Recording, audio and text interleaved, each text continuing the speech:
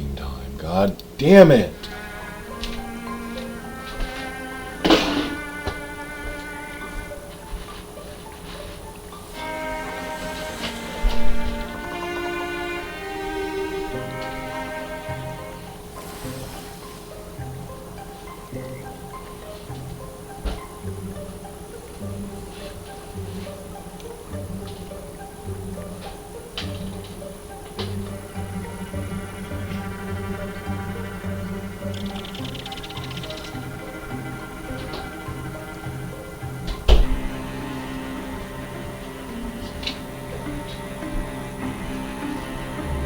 Part of the episode being fucking recorded.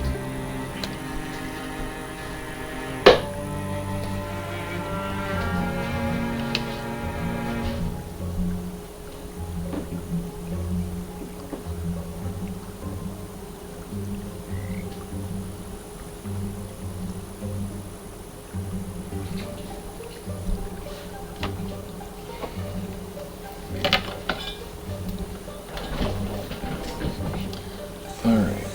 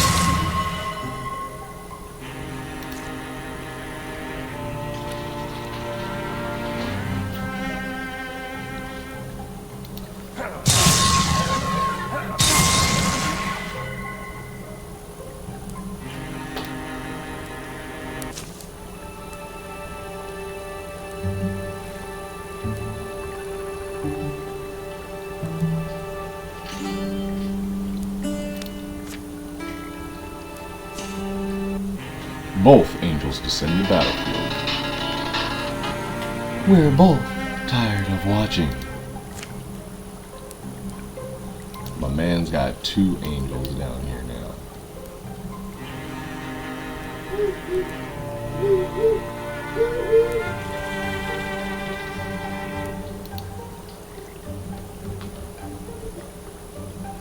He's probably thinking,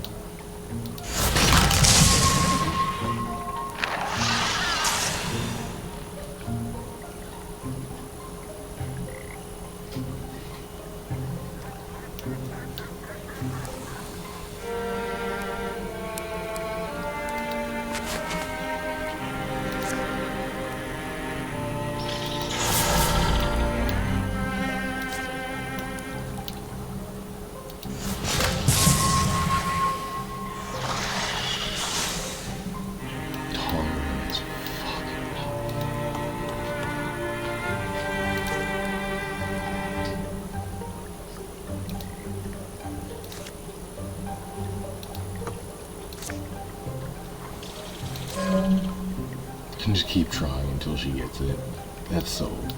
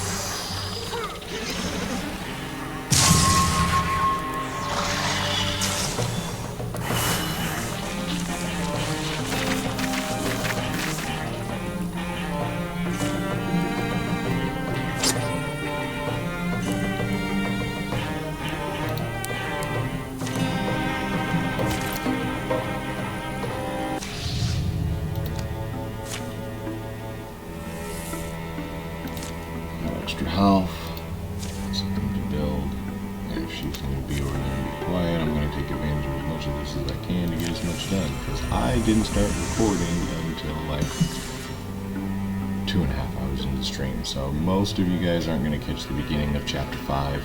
It's a quick recap. We've been exploring. We did manage to find the tower. We haven't explored it yet, as the second party lost Tim Cleave.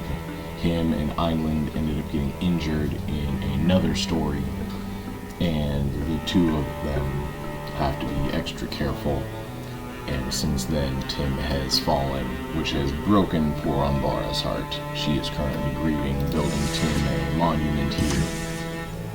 Or she built Tim a monument, so he will be remembered in our legacy characters, as well as we're going to get some legacy points for building him a monument. Gonna give Island some love here. My man's is very low armor. That did not open up.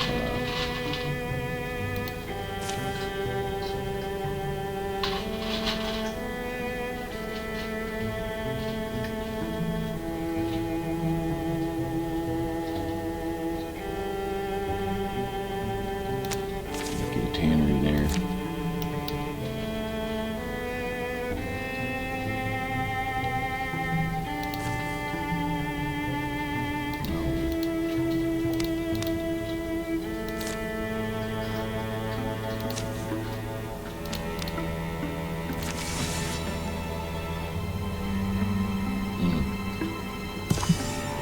Finished Tim's monument, so they're going to go ahead and secure that site. We're going to end up with a couple more items.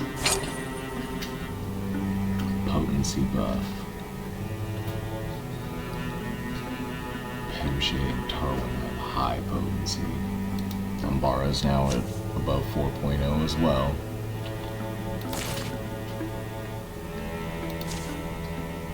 Still have them recruit a new hunter, huh? I know Umbara's just heartbroken over Tim.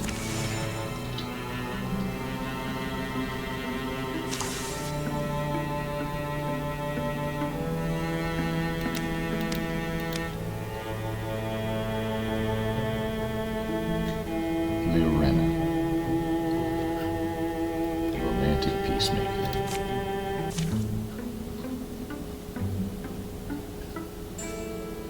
So remember, Warlock's Epoch is looking for a few good men. Or women, or really any people. We'll be staying at the Inn in Rowan Crown for a while. Stop by if you're interested.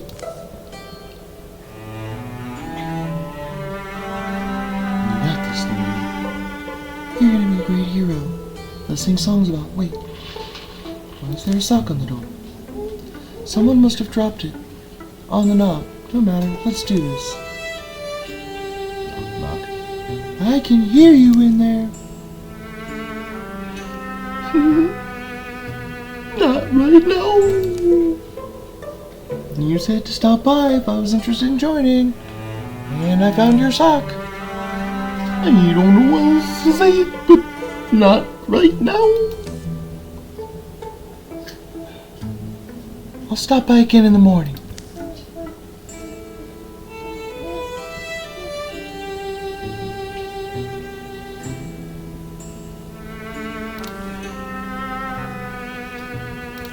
Yeah, he's right too. I'm sorry. I had no way to know. It's fine. We were just, darning our socks. Moving on, quickly. So you want to join the Warlock's epoch? Yes, sir. She's gonna be our new hunter.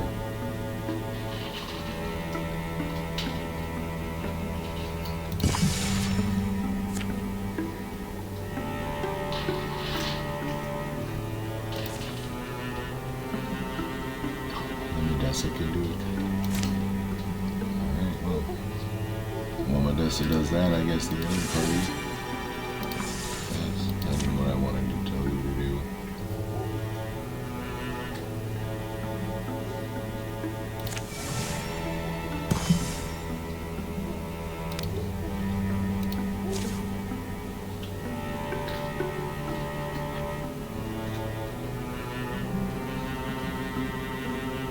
Hide the fabric.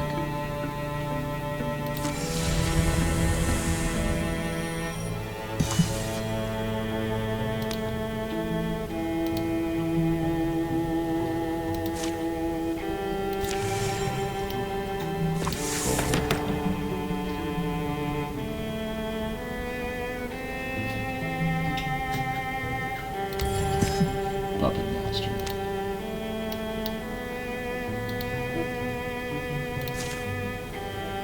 Have Medessa rejoin them. That.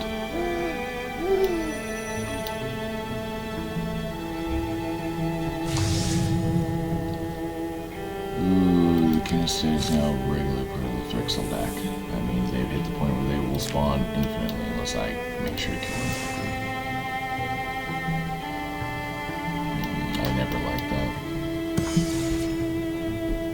The Lund Woods have been cleared. Alright. Off to the tower while you guys handle the deepests here.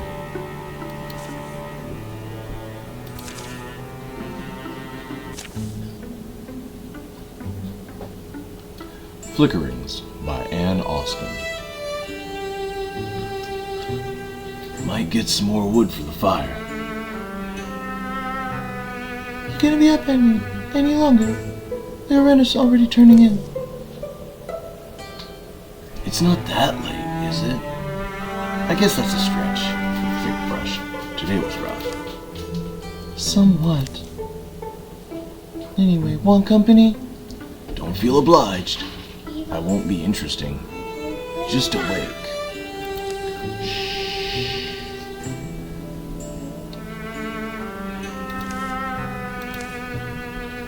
All of a sudden, they hear a rattle and a clunk. More wood. Oh, thanks. The fire wriggles through the fresh wood, happy as a mud dog. And Einlin just watches it. His eyes grow tired, and he begins to see things.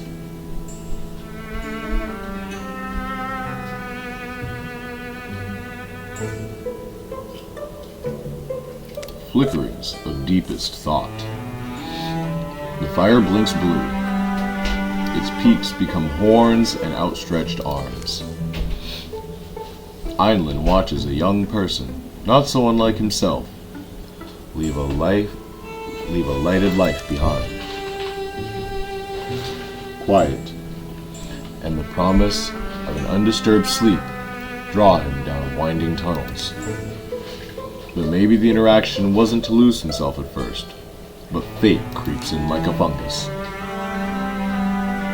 And before you know it, it's claimed you. Einlund suddenly realized he has no idea how much time has passed. Deepest's on the brain tonight. And rightly so, it turns out. A thick whispers blow in through the trees. Umbara, Liorena! Bleary eyes strain to see beyond the dying light. The deepest threat has been weakened by a stretch.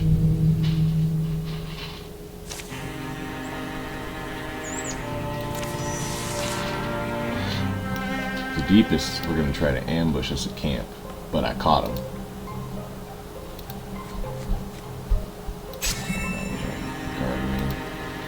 Have the Renna go over there and take a pot shot at that horned child. I don't see any on that side, so right now we're just going to come from this way.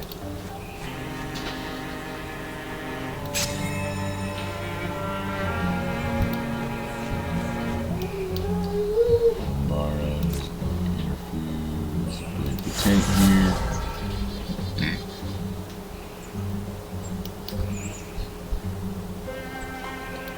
And Enwick's gonna stand behind LC and take Guardian stance.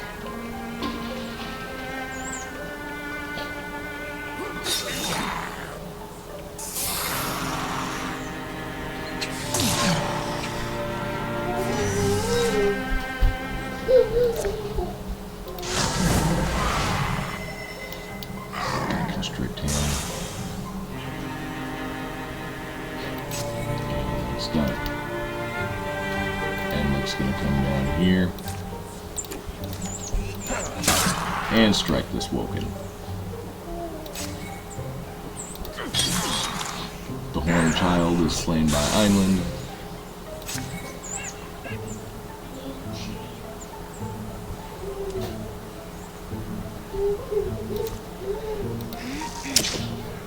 Couldn't shoot past the fire, he dodged right by her.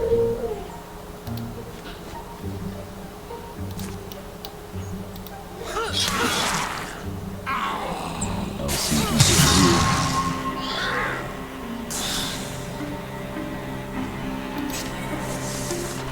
Took care of all the ones we could see. They're coming from up there now. Over here.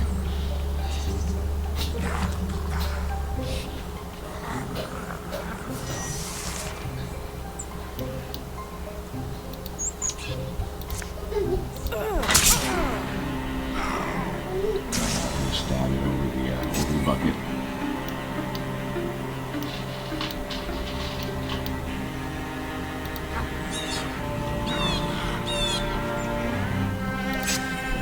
Chosen is nearby.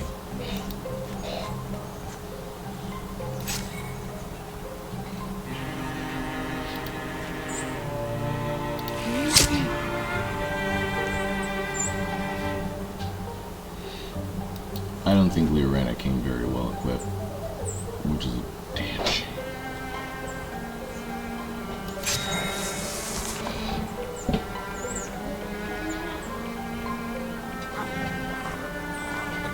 Because it looks like that is going to be about the end of the chapter potentially. I might have one or two more areas to explore.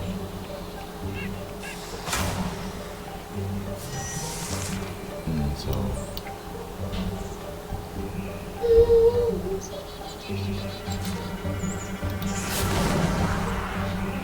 we're going to constrict that horned child and it's going to perish.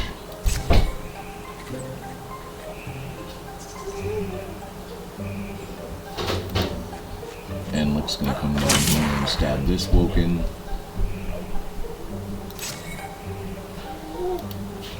Island's going to come down. Very much do the same, just cut him right through. Lev, make sure you keep your volumes down because I'm still in the middle of the stream. Okay, just letting you know. Hot shot at the Chosen. I'm gonna have Elsie actually go underneath the blanket.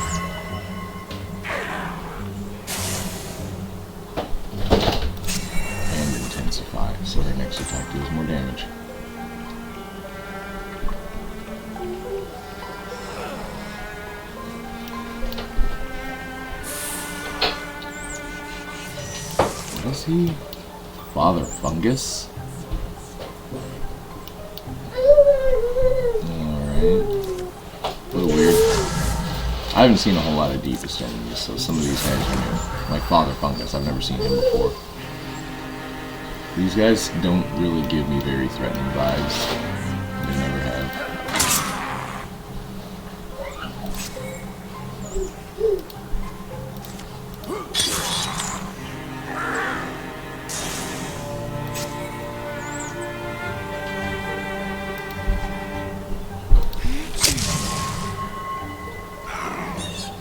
Lorena is earning her keep, though. Or Lorena is earning her keep right off the bat.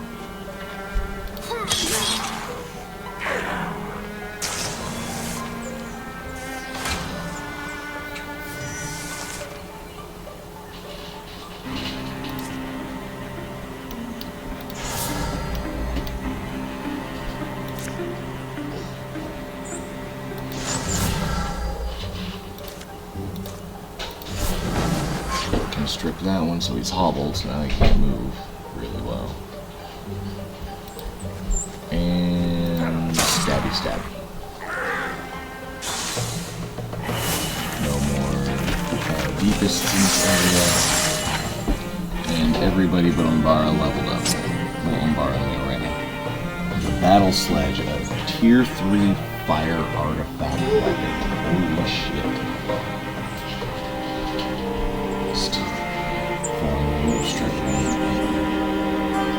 Damn.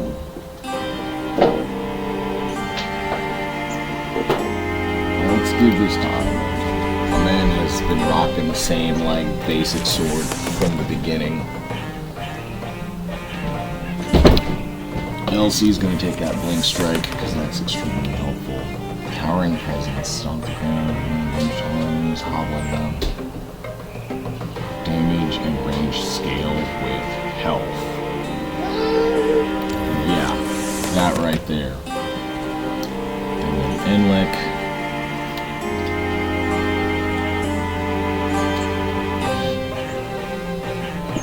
What? My man can walk through fire?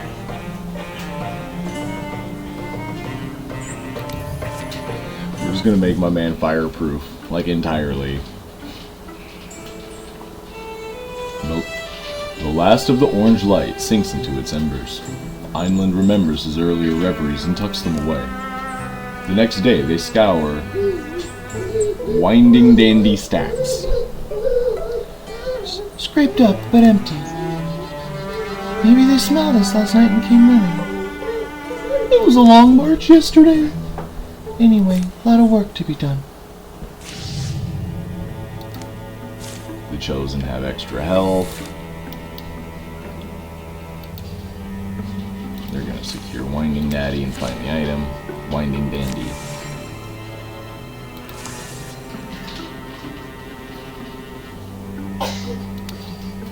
Before I go to that last area, I want to know if this opens up, and I think this is going to open up after I go there. Brooch of Cunning. Give that to your one, because the man needs help.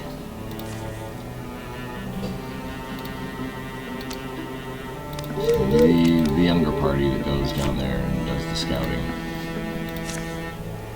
It's time to assault the window stand.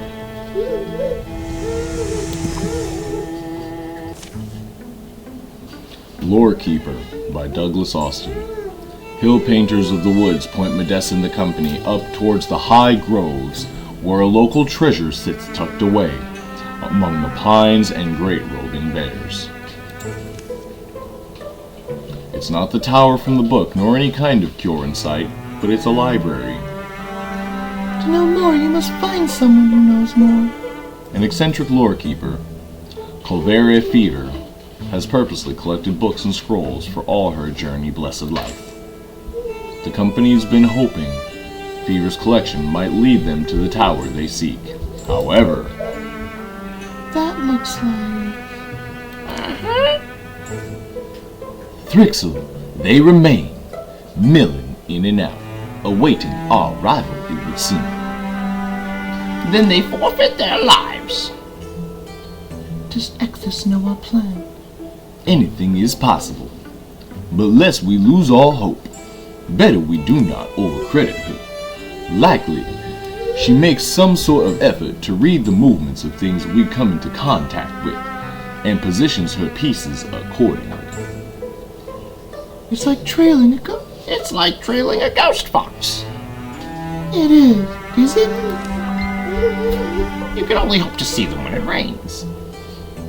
You watch where the water won't hit. See by displacement. A fine example. Or think of trying to track the obsidian owl across the night with no moon. You would watch for the stars to blacken and rekindle. So I believe it must be for her, hoping to spot us under our shroud. The more we drag the rug, bump the furniture, the more visible we become. The prices poor Lord Keeper paid. Gives me sick feeling. I shall patch our wards. Be safe. All for a chance at the scrape of a cloak. Jesus. The amount of enemies showing up now is getting beyond ridiculous. 2 muses. There's at least going to be like 5 or 6 of these guys. Possibly 7 or 8 of these guys. Actually closer to 9. At least 2 of these guys. See, they're starting to load up too. They're like, it's getting to the end. And you can tell. From the way my heroes look now, compared to the beginning, to... Jesus. The amount of enemies showing up just in one spot. And this is outside. I haven't even checked inside yet. I'm honestly going to have him come over here. And if I can't close the door, then he's going to guardian stance.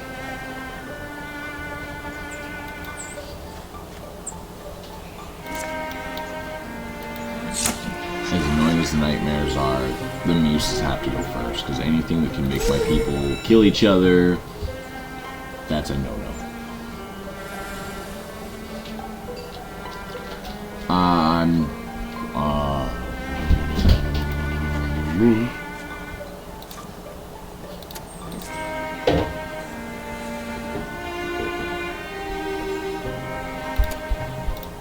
We're just going to summon the angels right off the bat. So we are going to call just Uriel down.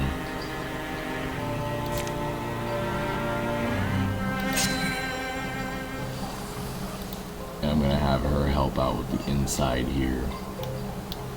Because that Scorier is going to be engaged on the Wood Dog. I'm going to have Tarwen interfuse. That's a well-placed Bone Lance. I'm just going to Bone Lance right through the thick of them.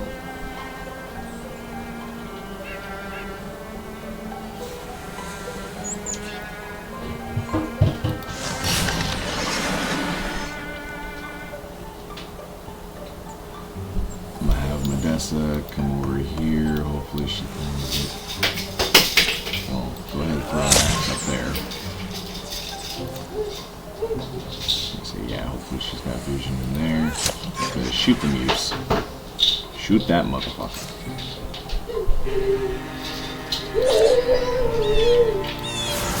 I feel the same way as my daughter right now. Infuse and see.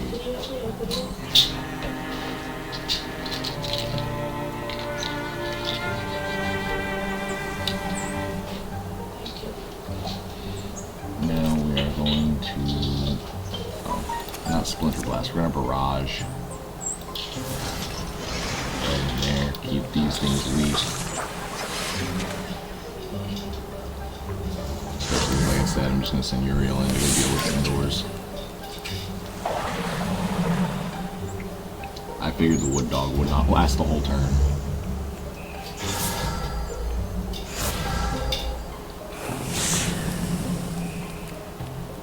Oh boy.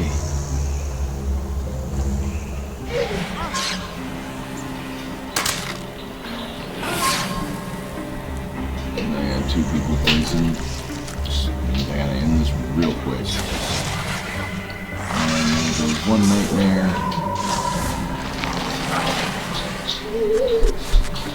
There's the other myth walking up, trying to dream trap me already. See that stasis crap. Oh, I'll be so glad once this is done, because I am so over this stasis crap. Move her away from allies. Kill the moose.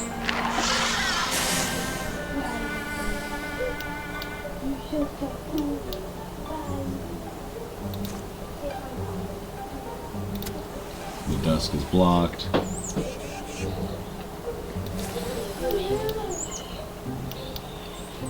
Interfuse with this tree.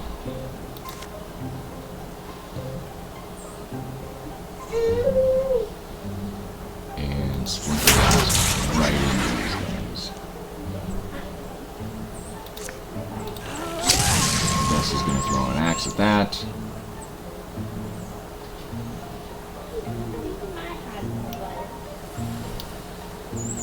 And she's going to move this way. Because I'm going to swap my weapons. We're going to dual wield shot this one down here because fuck seekers. I said fuck seekers. So that was Modesta's turn, unfortunately.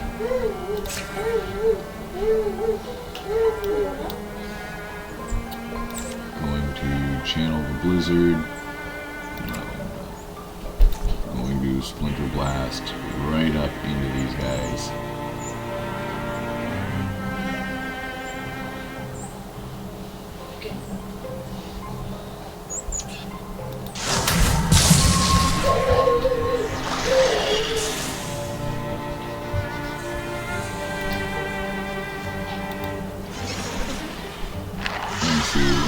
Stand in the back, being behind the bard is going to be a problem because it's just going to keep spawning thrusts, and the more thrusts it spawns, that bard's going to put in work, so that bard has to go too.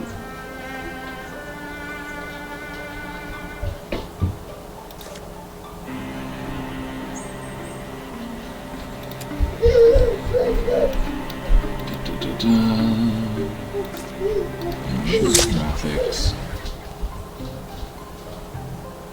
Got this big poisony creature.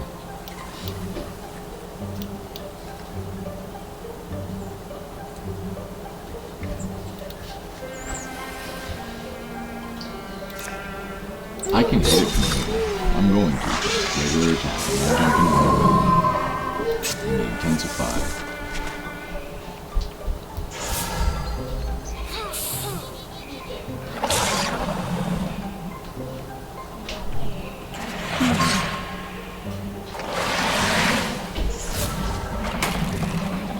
Oh, see, and there's another thing instead.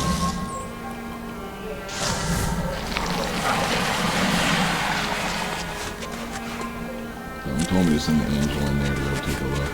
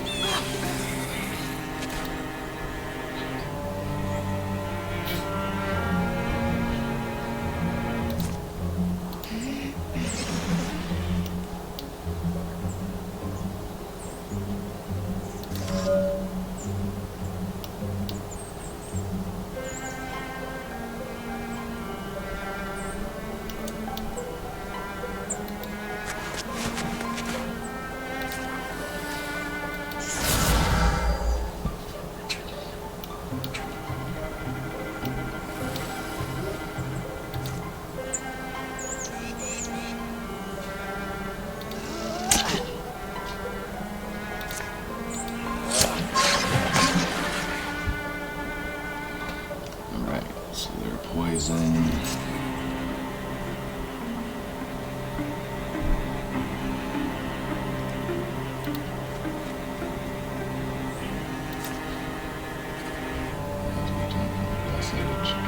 Initiate to channel that blizzard.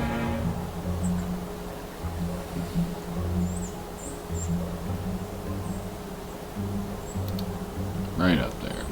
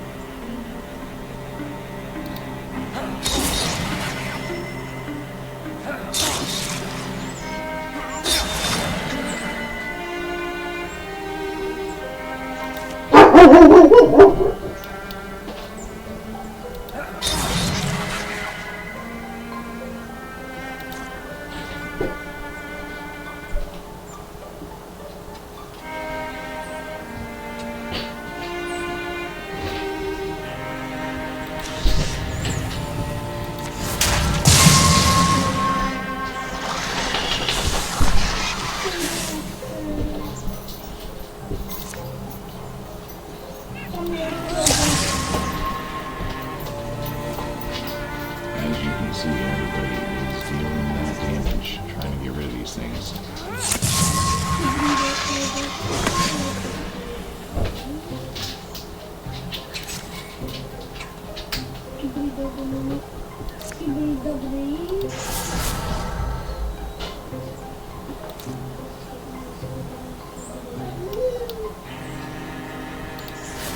This one doesn't want to get close. Let's pull it in so we can come play.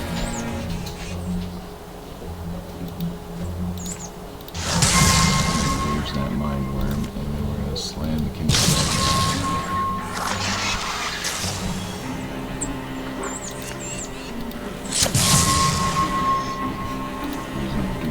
Fire.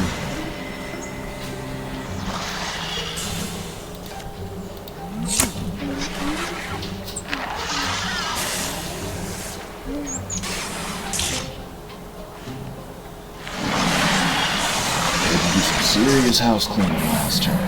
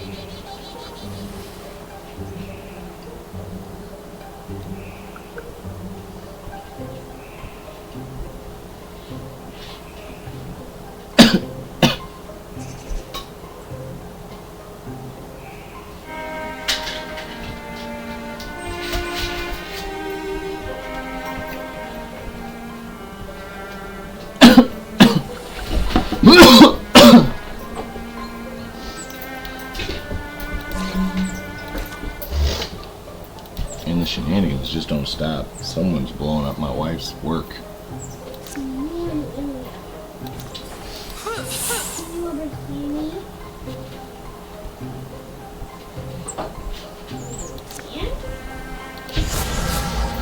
Wild grasp, the nightmare, and it all out of sorts.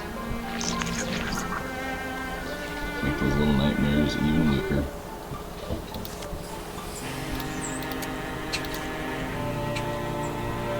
Oh, she ran out of axes to throw.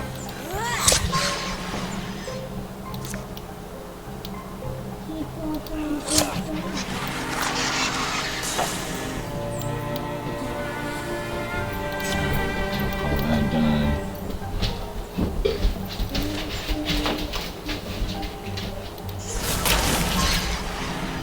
Just gonna pin the score here.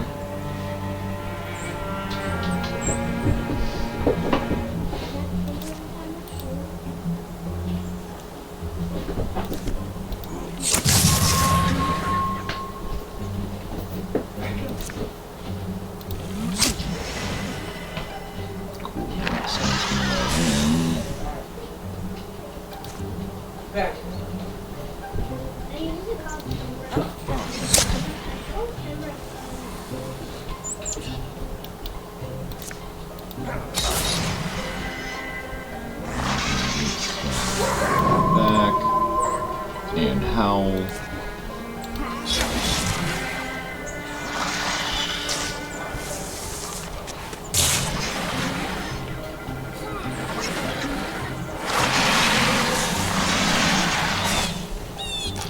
Even the enemies are getting stronger. They're 4-star, 1-star. Jesus, they are not sending like weak enemies anymore.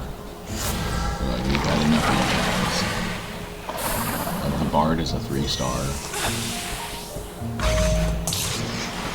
This whole thing is extremely worrisome. The fact that the Angel can just kind of do. And his Angel just doing their own thing, like, yeah, fuck you guys. That is actually super helpful. Pull that Thrixl over here.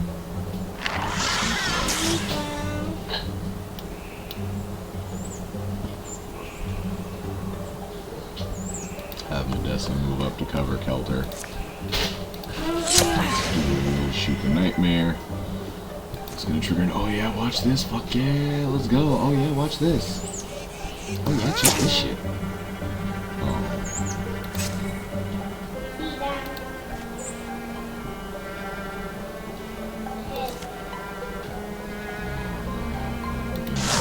Mossy rock there, that was a good one.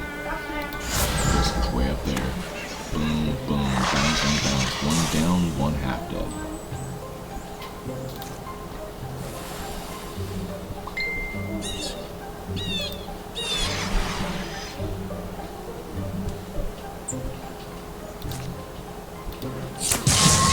Real shot there.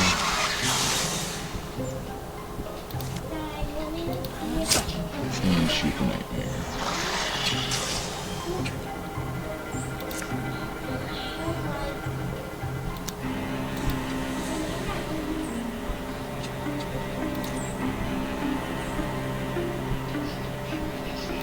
Just have Kelter move here. Attack.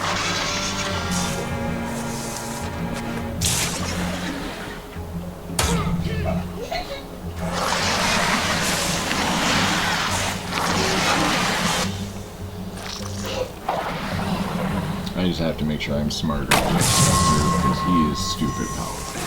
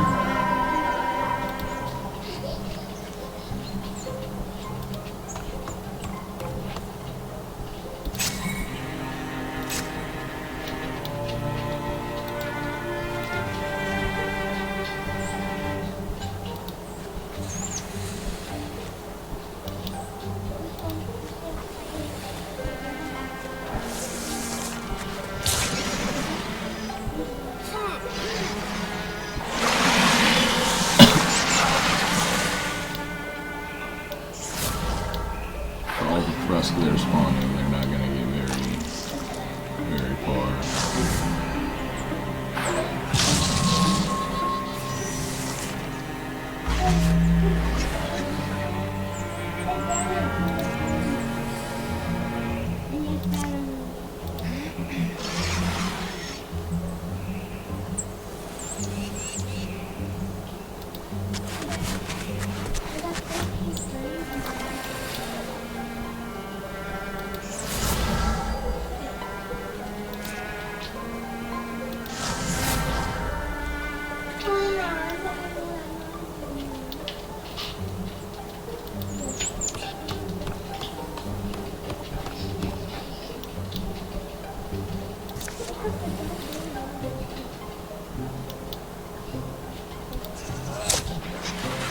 Let's give her that bar. If we're going to make any of those thrusts bigger, just no.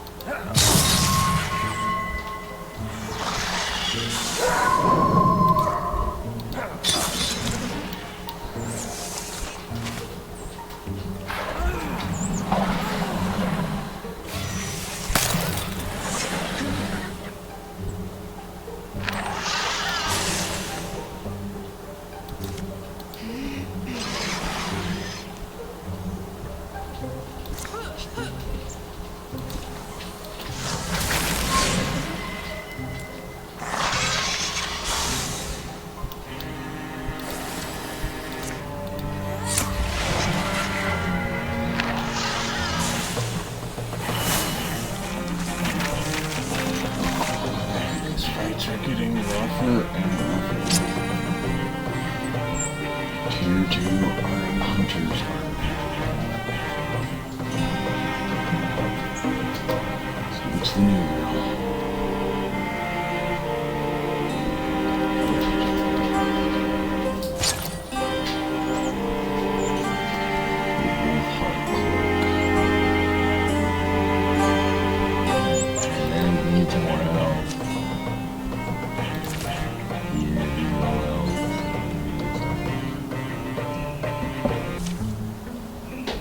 Myths of origins.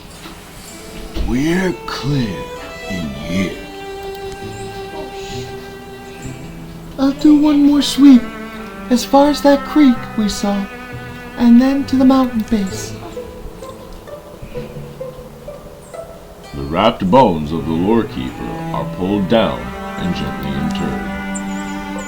Then, finding the shelves and rows manageable, they settle in for a hurried search. Their earlier hopes for insight are not entirely dead. I pulled a bunch that look like they have to do with the times of antiquity. One of them's called Legends of Old Cure. Good, that's promising. Where's that Mothman gotten to? Stairs take her to a shadowy cellar. Make light if you like. I promise not to hurl myself into it. What are you doing down here? Others are going through the library. And I am pursuing the volumes no one else can, namely, those contained beneath this flashy hat. Something in the dark? Put less charmingly, yes. Have you already found something, or did you compose a funny song you would like me to listen to? Only then does Tarwen realize what's been gnawing at her. It's been more than 6 summers. She's wanted a chance to ask. Sorry, it might seem like it's neither here nor there, but once you told me you were responsible. Call it an accident of fate, little owl. Perhaps one day I will explain in full. For the troubles we're in, and Eluna seemed to blame you. And you wish to know why. And you wish to know why. You wish to hear about the beginning. Maybe it's water under the bridge. I'm not here to complicate anything. There is time for the quick version. You will have to fathom a far younger yonder. How long ago do you mean? How old are you? Old enough that your great-grandparents never heard of my family. And they would have, had they been born in the right era. My father got called a king by the Overfawn. Really, he was a leader of militia. He began that way, raising defenses against the clattering hordes. Thrixl? No. Back then, clockwork spiders swarmed out of the mountain holes. Bone giants awoke in the woods. You see them still, though not in like numbers. Terrible, inscrutable things, but human strength can break them. On the twined might of my father's blade and his bland, gruff goodness, my family rose to wealth and prominence. Like fantasies from a novel, a people's king, a prince in a castle. Yes, such things were more possible then. I was born amid a bounty of books, was taught to sew, given beautiful, brilliant examples to follow. My parents both wished peace for me. But legends roved the roads, walkers of myth who painted the hills and protected the meek. They moved in number and skill heretofore unmatched. I was simply a boy, resembling more my mother, yet I wished so desperately to be like my father's heroes. At bay, you think? At bay was a popular attack phrase in those days. Truly a golden age. So when do things turn? Oh, not long after I went wandering. I embarked in secret, knowing my parents would try to dissuade me, and knowing I would likely sway. with even a thumb push of a well-argued wisdom. I was unbrave. Cowardly, that's called. Pardon me, is this your story? Sorry. In any case, what I wanted was to be a Sabard prophet. He was a dazzling counterman, dauntless, irresistible, strong. I admired him from afar. I possessed no youthful talents. All I had was desire. It was all a young man knows. It happened, I discovered a ruined room, buried deep in rose girdle, filled with strange weavings and crossed with threads and patterns I found entrancing and impossible. And that is how I found my first glimmer scene. A door to the other side, and you just went through? I fell through unwittingly. I bore what you now call the mystic's gift, and I believe it obeyed my curiosity. A quest his feet, right his fate. Sounds like you were caught. Same way Eluna was. Eluna was abducted. The Thrixl purposed her passage. I was merely unlucky. I got tangled in nets not strung for me. You remember Terrafract, the Thrixl world. That is where I wound up, lost and seeking the night sky. My eyes found a moon to lead wherever I would follow. Dayless years it seemed I spent mulling and meandering. It's hard to know. It could not have been so long. At some point, I began to think of myself a moth, alone, fumbling towards the light. Terrafract is not a dream. It acts upon reality. It makes manifest what you imagine.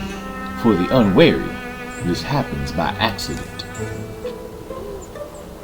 When I was there, Eluna was working her own wishes on me. Is that right? Indeed, you might have resisted had I been less secretive from the start.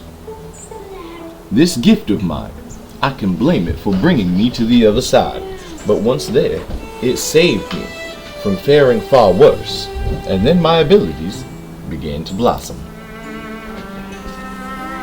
Is it just luck? Blood? I mean, I never thought a person with mystic abilities was really so different from ordinary people. It is the essential split in our natures. Interfusion is a word you use. You have that proclivity and may recognize you always did. For packing away the permanence of yourself, even and especially while sharing form and energy among your surroundings. This is what makes you and I passable world walkers. Passable? Merely passable. There is a limit to how definitely and for what duration our minds may persevere any image, or preserve any image, even the image of ourselves. Our inner identities shift over time, and so it was by the time I had realized how to return to my own land, I was quite transformed.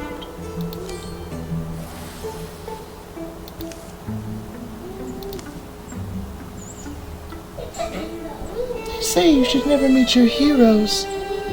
Oh, I disagree. There are few things so productive as disappointment. Regardless, some memories are moons in the mist, diffuse and shapeless. They may well be a glowing gas. I will spare you the details of the encounters and events that come after. Some are maudlin, some are mirthful, but most are moth-eaten and old beyond mattering. That era is dead, and I am still here. Such is more or less my story. Alright, but what does this all make you? Responsible? the Thrixl took notice of me. When you crossed the glimmer scene.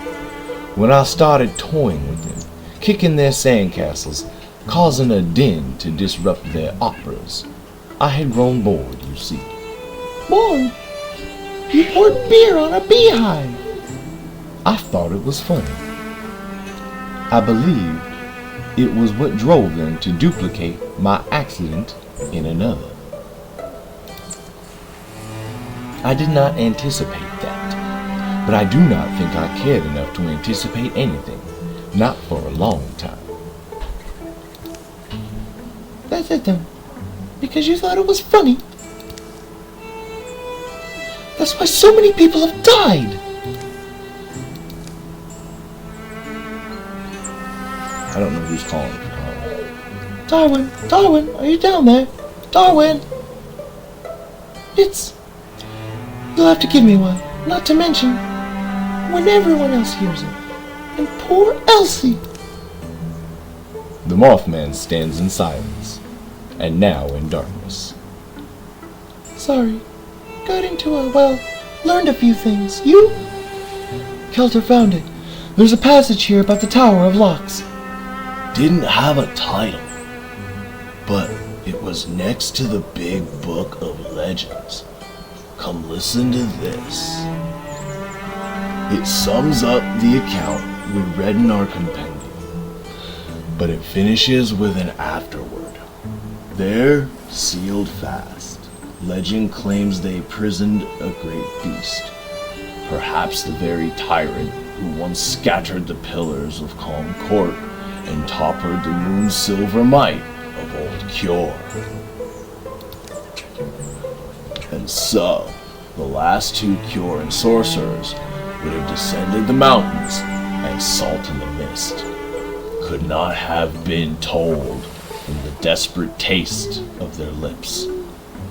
For amixed surely were their kisses and tears. The pink light aged purple, and they passed from myth's pages entirely. Pink light, salt on the mist. I know those mountains. I think we must call that clue enough. What's up? What have we? We have to go now. I get the knot of apprehension between my wings. The hunting cat makes show of her leisurely leaps, and so renders the deathly pounce more sudden. For such a superior thing as a cat, the proud mouse beside, the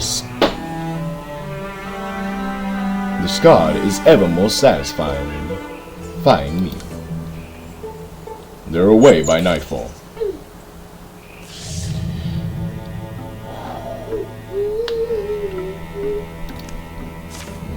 Yep, I called it, that last misty area. And they're adding more thrusts. No. Oh, here we go.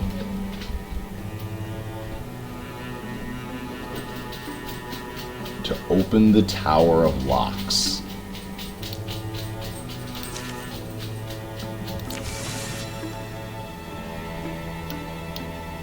This is the end here.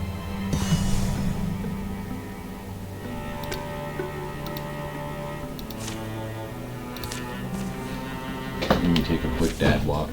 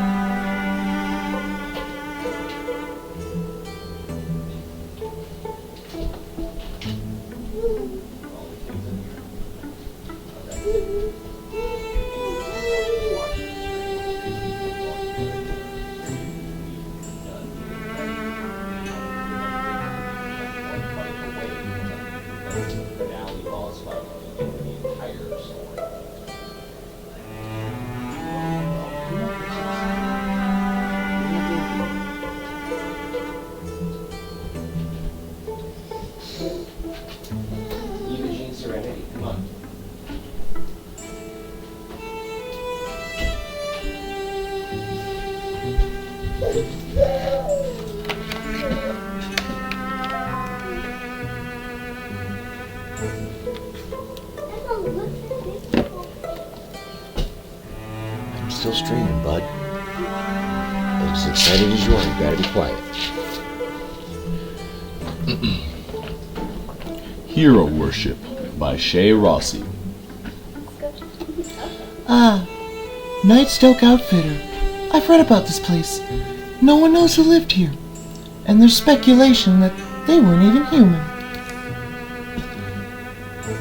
As is his way, Einland walks a bit back from the group, which is why he is the first to notice. We're being followed. Quietly, he falls even further back and circles around. This is a good spot to ambush whoever's on our tail. Shh! Don't scream. A human. Stop right there. The girl screams. You okay back there, England? I'm fine, but this little stalker here better start talking. Well, Oh, you're him. Best day ever. Meeting the one and only island of Warlock's Epoch. And you're Emlet.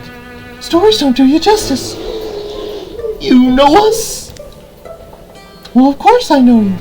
I'm Wynette, your biggest fan.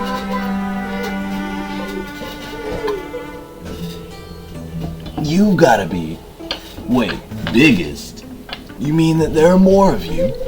Never mind that. How do we know you're not a spy? A spy? Oh no, I'm afraid you have it all wrong. I'm not here to spy on you. I'm here to join you. My life's ambition is to be a member of Warlock's Epoch. I've heard the stories of you sung in taverns, of your deeds and your accomplishments. I knew I had to join you. I practiced with my weaponry every day. I even defended my village a few times. I heard that you were nearby the other day, and I set out immediately to find you. And so I have. Please, let me join you. I've been training tirelessly for this. I promise I'll be an asset to you. I promise.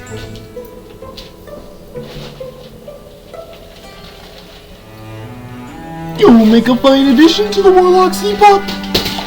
We're happy to have you along with it. The more the merrier. Really? Woohoo! First lesson. No whooping right before a fight. Right, of course. Wait, fight? We're fighting? -2 legacy points.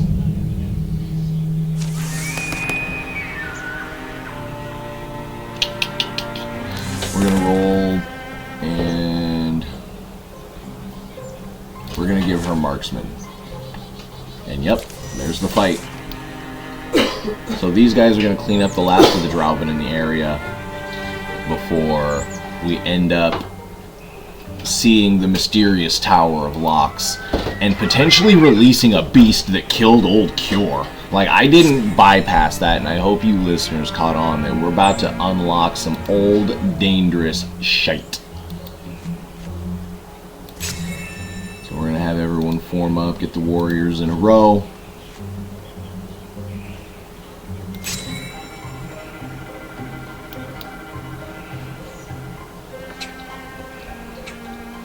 My cat was playing with my chair.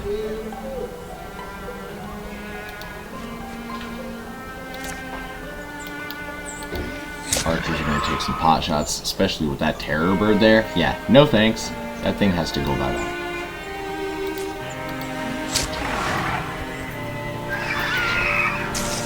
And dispiriting all the enemies. We're going to have Onvara interfuse with the woodcutter's axe back here. And hurl a barrage on their backs. Down goes the dart, and the stump is severely injured. He's going to raise an alarm and try to attack Elsie, but she's going to block. There's the stone throw.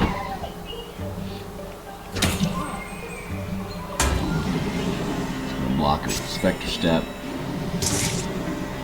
And looks got his back. I'm pretty sure these guys are like friends now. We're going to interfuse with the barrel and Splinter Blast. Ivan's going to hit him with a hammer.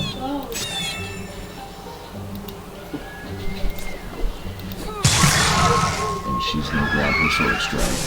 Wait. We're going. And that takes care of their front line.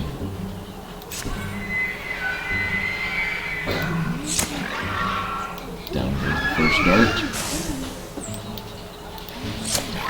Storm throws at half damage. And he's also by himself. He's going to retreat because he is not liking his odds. We're going to go ahead and push that. He's not even going to make it to a full retreat. We're going to kill him and he meets the other Storm Throat. We're going to have Einland run up. And Elsie also run up.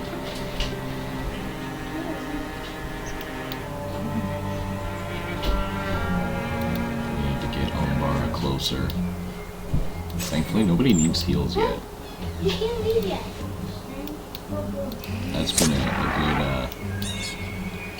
good situation that everybody's kind of high health. Drowbender is actually the other one that I'm never terribly too worried about. Them and Beavis really seem like the easiest two. It's the Morthagi and the Thrixl that seem to have the biggest advantages in combat.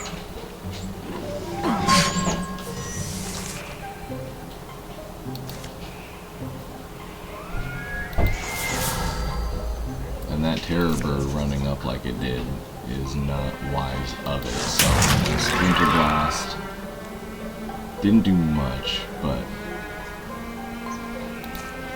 that opens it up to a flank plus the Lover's Vengeance because it dealt damage to Elsie. Just gonna move forward. I'm going to kill the Terror Bird first, just so we can hit all of the Drowbin with that D-Spear. It's going to make things like that dart easier to hit. And as Einland moves in,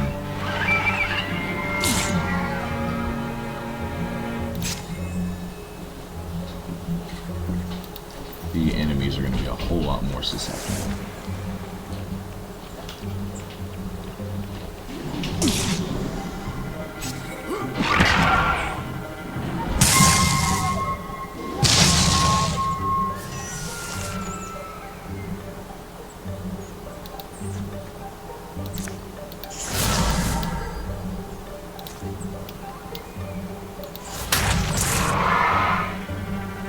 Interfuse and attack that tree.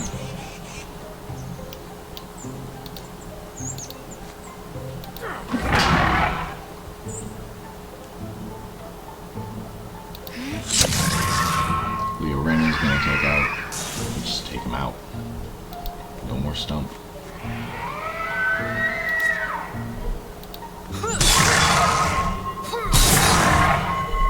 She's gonna jump that hunt and get rid of him.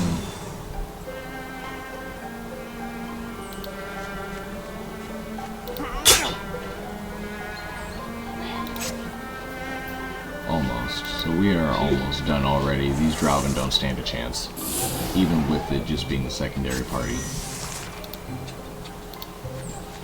We're gonna let Island... he's not. I mean, your mom did ask if you guys just wanted to stay home today. It's the Friday before Christmas break. I know, and they still want to go to school. We're going to get picked up though. I didn't want to go to school last day. Yeah, she wants me to slime.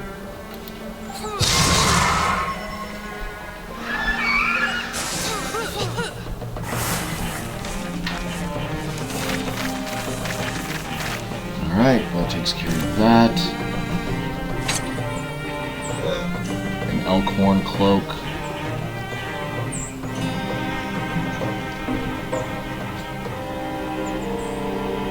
I don't see your one.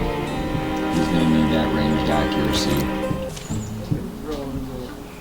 Scuffmuck. Hidden Passages by Shay Rossi and Douglas Austin. scuff marks on the floor. What? But that look tells me you found something else. Only evidence of a furtive mind. The implication being, this cabinet was moved. Here, on bar. Here, on bar. Give me a hand. Shifting the cabinet takes a little sweat. Heavier than you are. Ooh, my tongue is dusty. But they manage. Definitely a hole in the wall. Wow, you called it, I guess. That's pretty good spotting. I'll have a look. As you like. Shout if you step in any drow gravy. The space behind the wall smells of abandonment. But a leak that seasons old. Someone's old belongings, I guess. As the chest creaks open. Are you done, Hannah? Hey! Hunter armor. She's the only one that doesn't have tier 2. The terror birds have more armor. We're gonna find the item. Just find the item, damn it. Alright, let's go.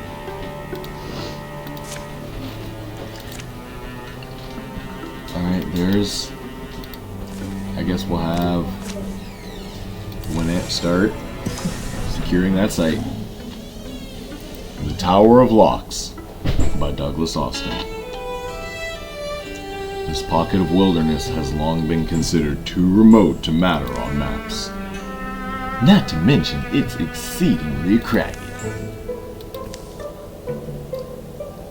The mountains don't have names. Thin fog stains the sunlight pink, and leaves a faint taste of salt on thick lips. Pemche follows what appears to be a slice made by snowmelt, narrow and twisting, round the granite hips of these mute grains. It's a surprise to her when she climbs up again onto a wide level field. On the far side, a cliff, but before that, a light mottled tower. I have to admit, my rational side was telling me to mitigate my excitement. But there it is. Somehow, almost looking pristine.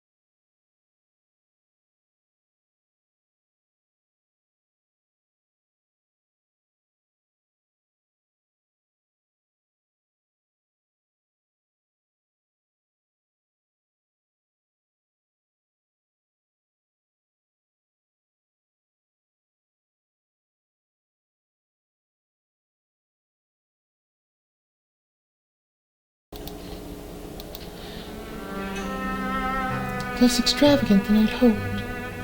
I find it beautiful, but then it is one of the few new sights I have beheld in 100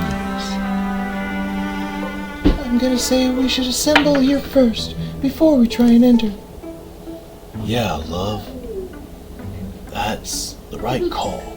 Because if we believe the story, which we better at this point, then there's probably something already sealed inside. Have to be ready for that.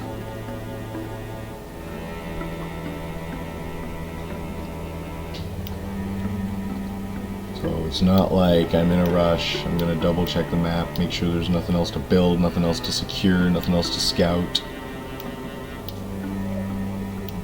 Because this is the end.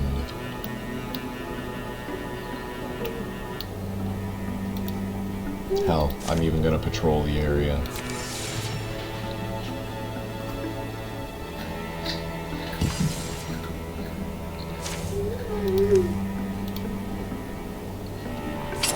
Hide and fabric, talisman of ranged accuracy. We'll give that one to Medessa for the final fight, because I know they're probably gonna pull the main heroes in first.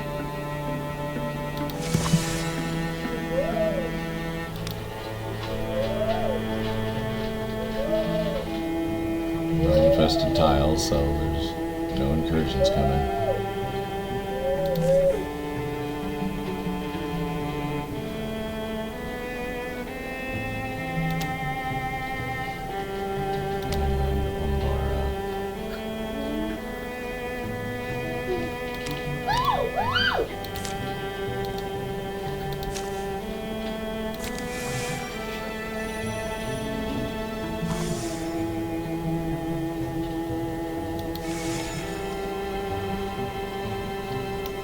Just want whatever last resources we can gather, because time is of the essence too.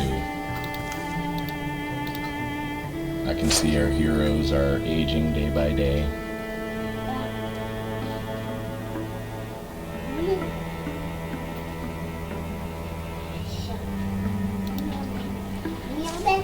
Gonna give that to Tarwen.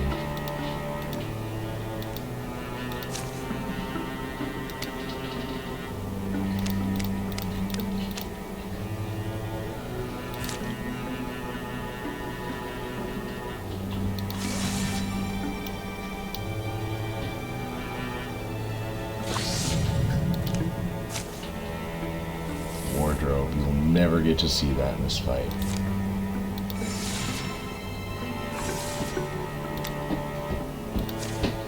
Assault the Tower of Locks. Kelter, Pemshay, Tarwen, Medessa.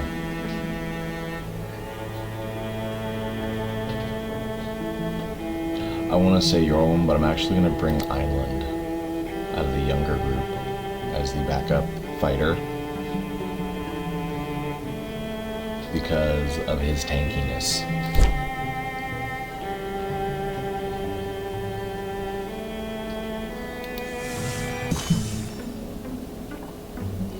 Inheriting the Beast by Douglas Austin. Sleeping in the shadow of the Kioran Tower is a weird comfort. Hey, you know what? Reminds me of our first camp together, chasing Kelter in that stupid book. Yeah, these stories were drafted in trails. Yeah, quite an incredible thing to think back on. Hey, and I think I had a crush on Kelter, right? Before you stole him from me. You wouldn't have been happy with me. Honestly, what me and Kelter have, no one else could ever really understand it, I don't think. Yeah, I mean, whatever. Anyway, here we are with this book again. I swear I remember translating these pages, but I had no clue they'd ever be significant.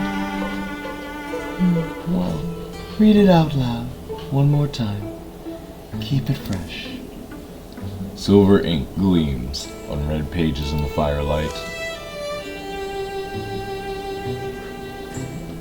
Blasted into the founding stone, the runic script of our entwined souls, smoky words that would allude to even the most dream-fluent and wishing-wise, and any who did not share my blood or my wife's, so the seal was made sure.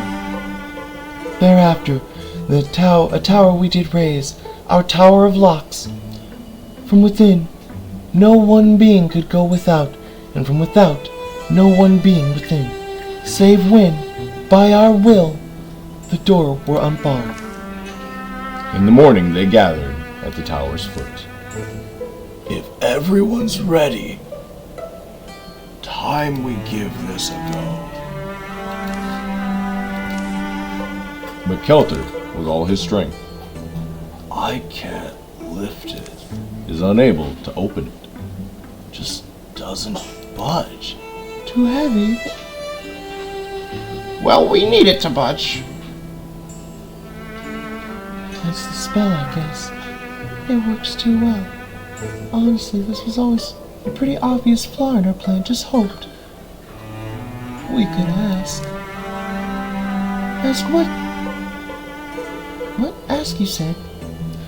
Mom used to tell us you never receive the answer you want if you never ask the question. Ask who? Pemche gazes into the mist. Kjorns, ancient ones, you who made this place, we humbly wish you hear us. You might be a little reluctant to answer to ancient ones. I would be. You were sorcerers, right?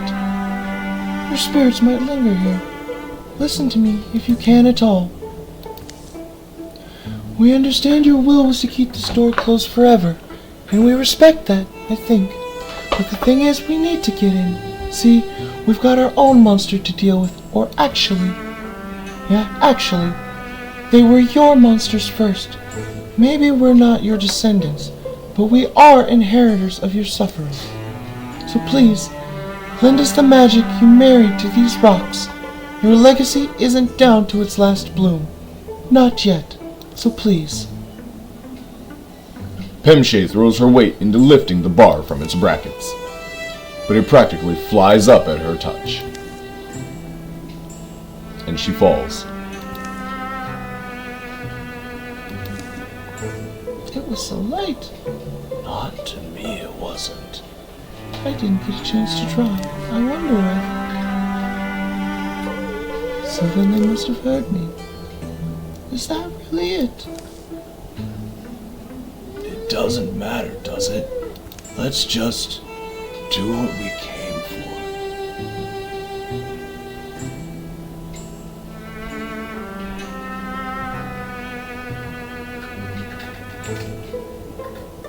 We're gonna go with stealth and stoicism and take his gift. Softly now, little birds. I shall paint your wings with shadows, but have a care.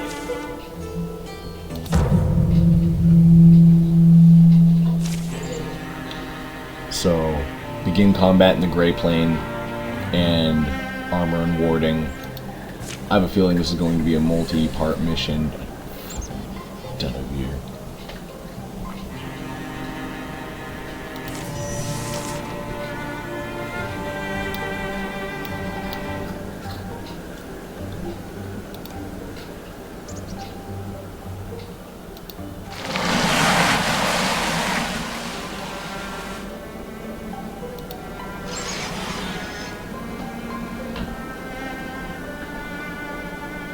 Next, we're going to grab the bone construction.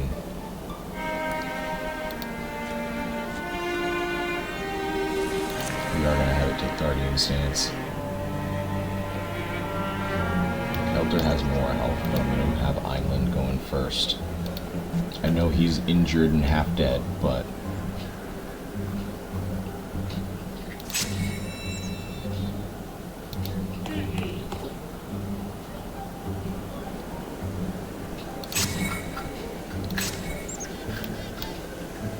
honestly, I'm not going to move anyone too far away from each other.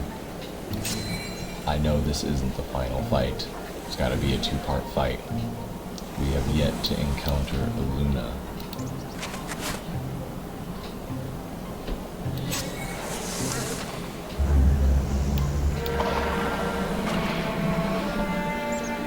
The wood dog goes down right away. Bone construction, so there's no games there.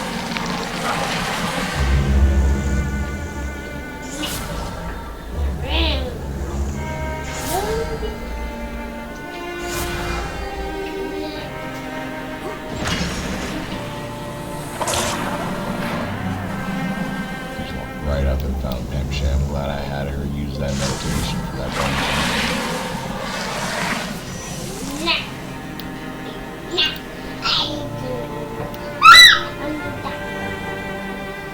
That would be my son in the background. That's why I was trying to finish up quickly. We're going to go ahead and summon. I'm going to wait till part 2 to summon him. And if I can't, then I missed out.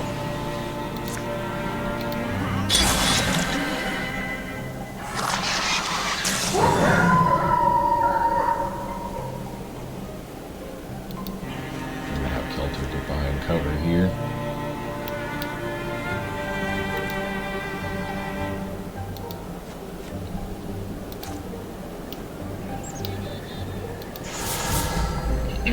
She's going to interfuse with the altar. And we're going to channel that blizzard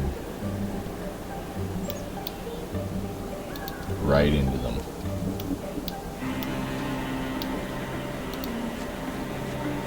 Bone with instructions to remove, engage, and guardian stance.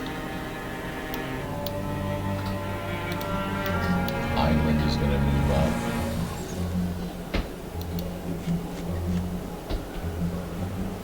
Guardian stance himself.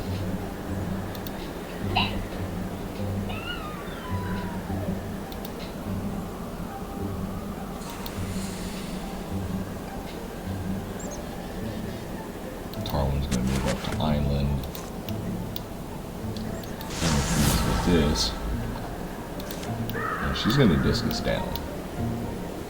Actually, she's going to discus up. We have the Weaver that's trying to come in, and the Nightmare. Oh, and the stunt causes fire. Burned them both. So we're going to take damage.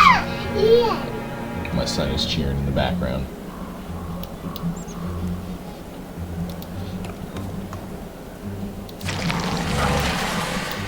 Had a feeling. Let's throw an axe.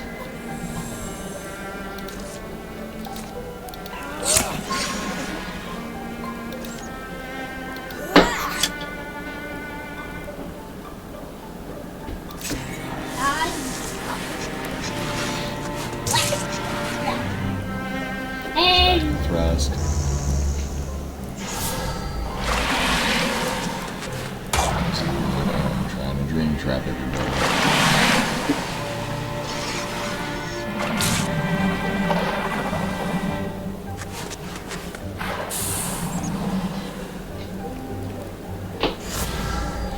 Stridulation.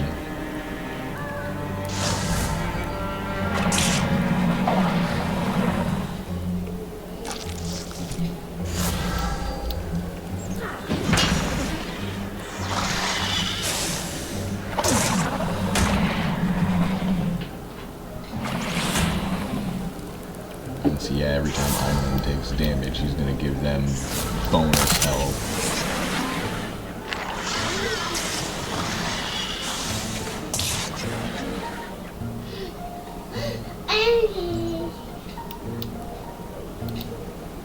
I'm not entirely sure what that constricting was, but I will take it. Some construction.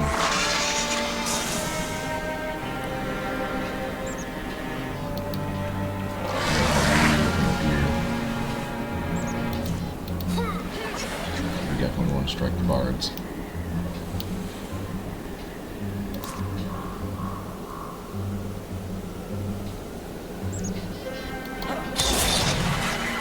Hit the Seeker, because definitely want to release Dream Trap bugs as soon as possible.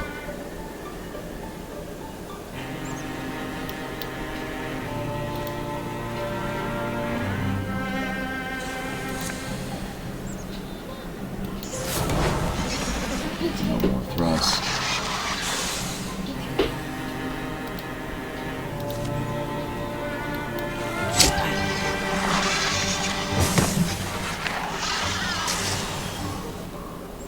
Takes care of the Seekers.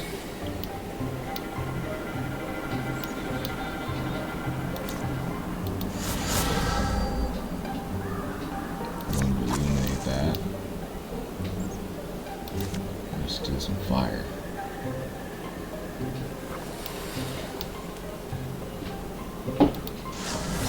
Right across there and attack a whole row.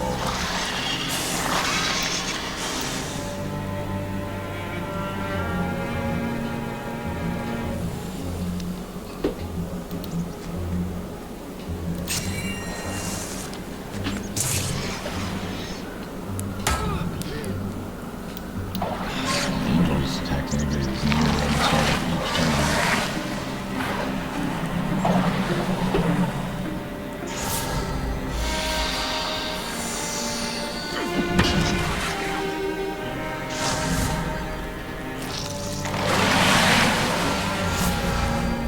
There's the Dunavir.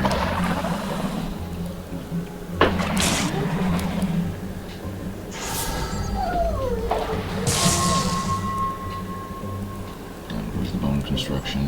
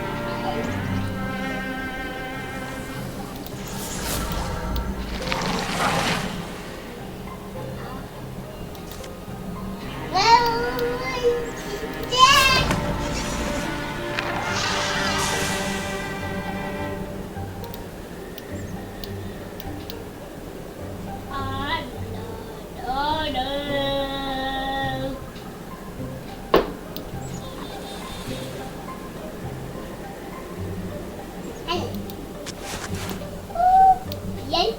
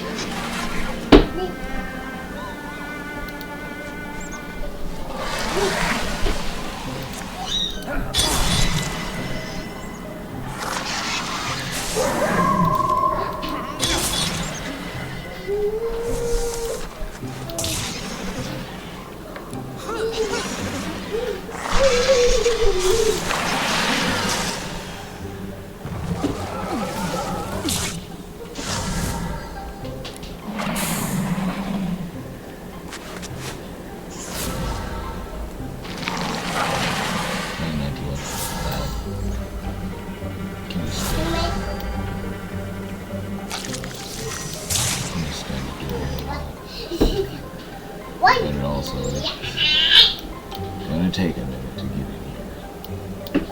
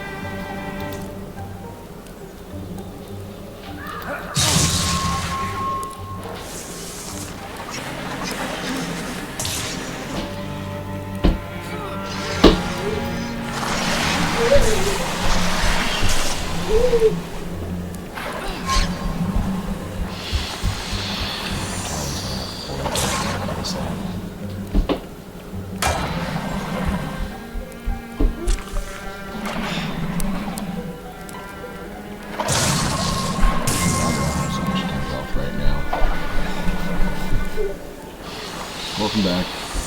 I forgot to record the first half of this chapter. Right. So I had to do a quick recap once I turned the recording on.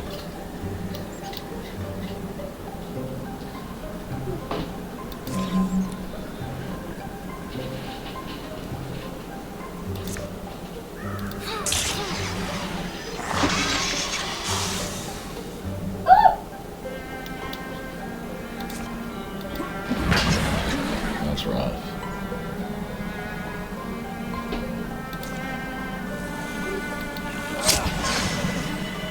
I mean, who could blame you?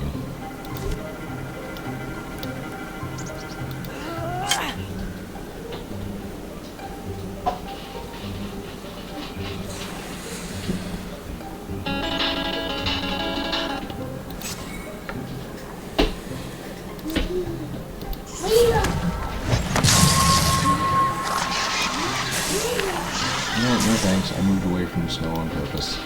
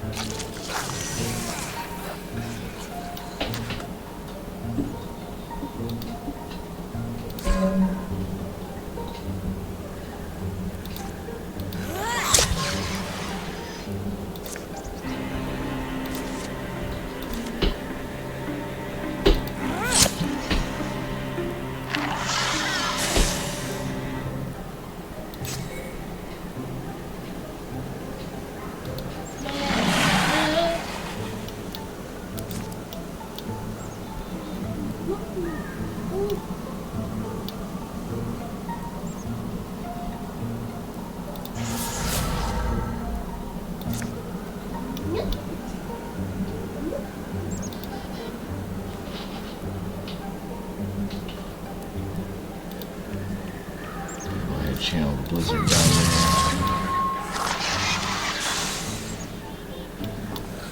Yeah, no, my man Kelter here can summon angels now. So this campaign is definitely reaching its end tier, because I can summon 1 or 2 angels depending on if I want to spend legacy points to summon them.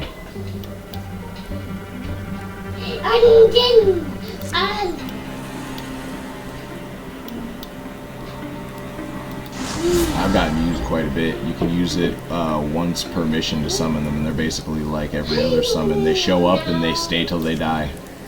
Although killing the angels is like not gonna happen.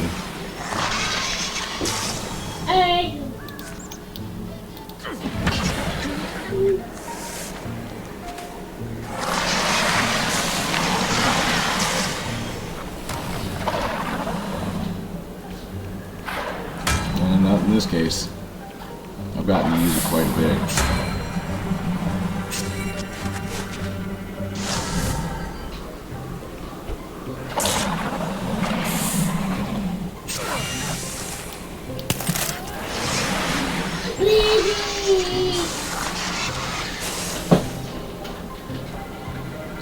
No, they did not. Although they do have similar art styles, I will say. I can agree with you on there.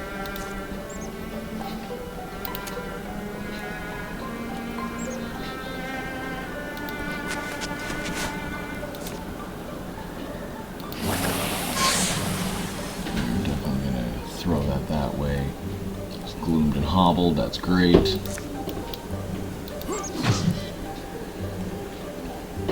Swing your hammer, Hammerman.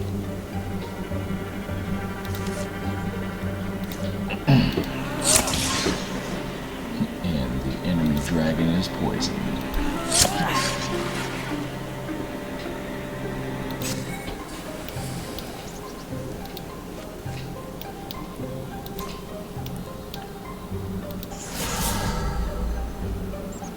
Oh, this isn't even the big boss. 2-part boss fight, I guarantee it. Because I still haven't seen the named boss for the entire campaign. As in, Eluna's not here yet. That's why I'm actually also trying to save my stuff. And I only summoned 1 angel so I can save my legacy points. Because I'm down to my last 6. So I can only dual summon the angels 1 more time. Not to mention, I still have to do my gear up, because they always let you upgrade your gear 1 last time. before a final battle. And I've got a good amount of resources, but I might need a legacy point or two here and there. But I gotta make sure I save 5 legacy points for that final battle so I can summon both angels.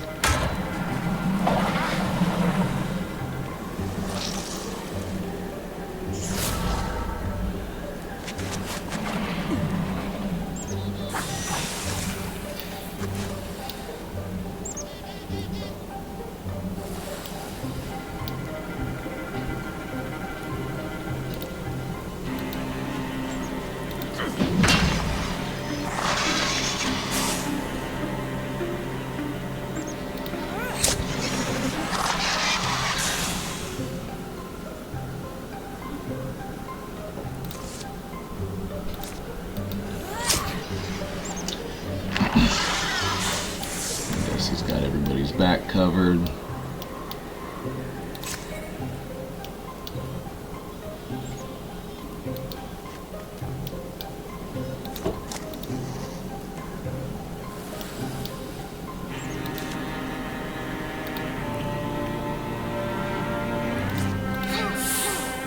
Stop laying eggs.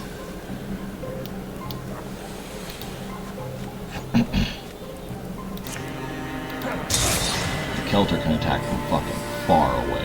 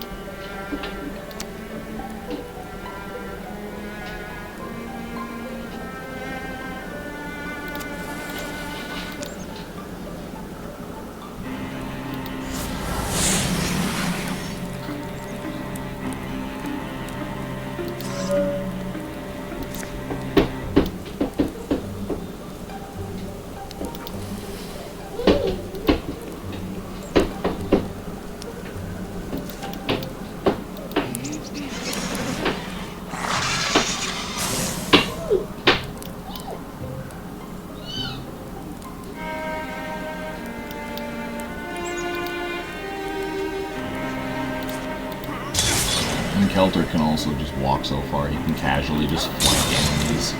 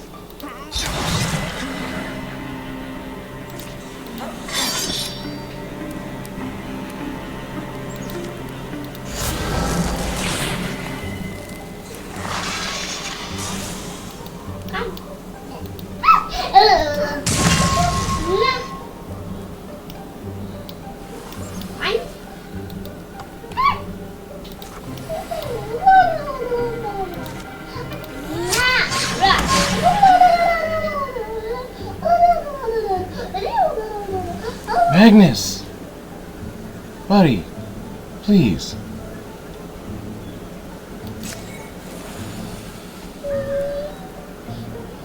Jesus Christ! All I'm asking you to do is to be quiet for a minute. Dad's almost done. You can make as much flippin' noise as you want.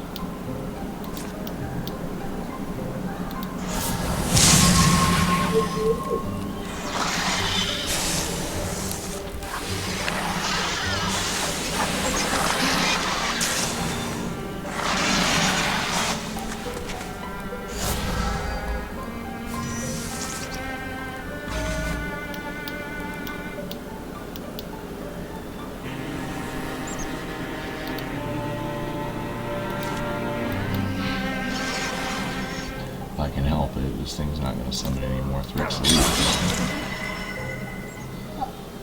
Let's see how it's back now.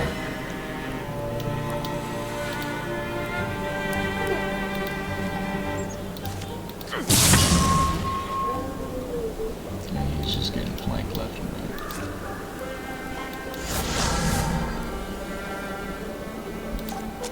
Illuminate the kiln.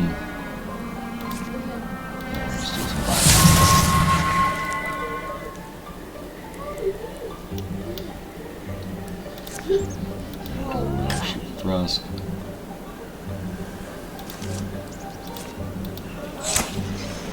And shoot the other. Because I'd rather not have another one spawn.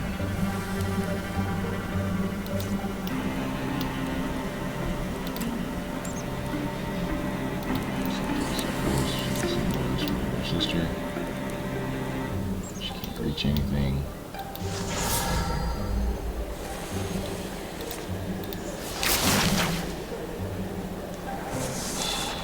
One thrust is really going to be like that.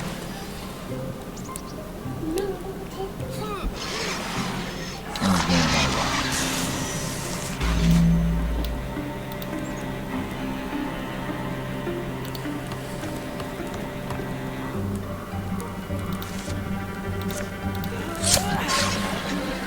And the last enemy, the Denevere, is poisoned.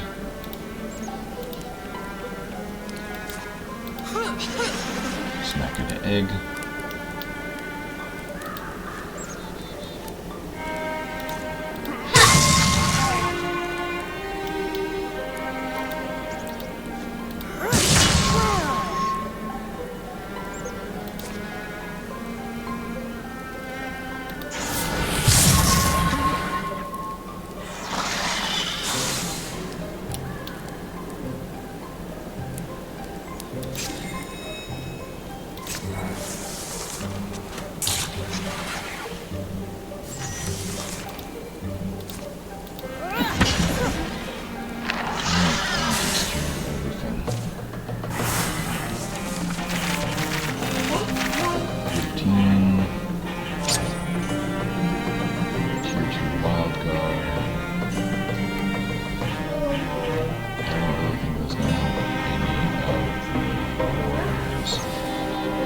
Salvage that.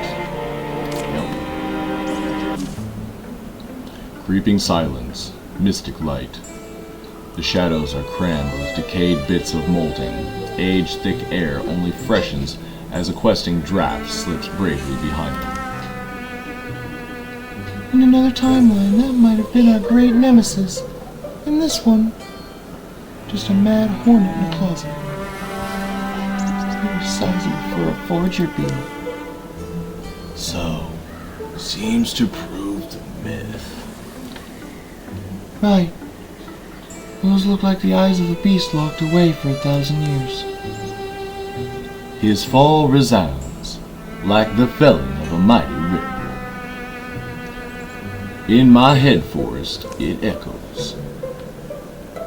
I could feel it like wind on my wings. You make it sound frustratingly alluring, being you.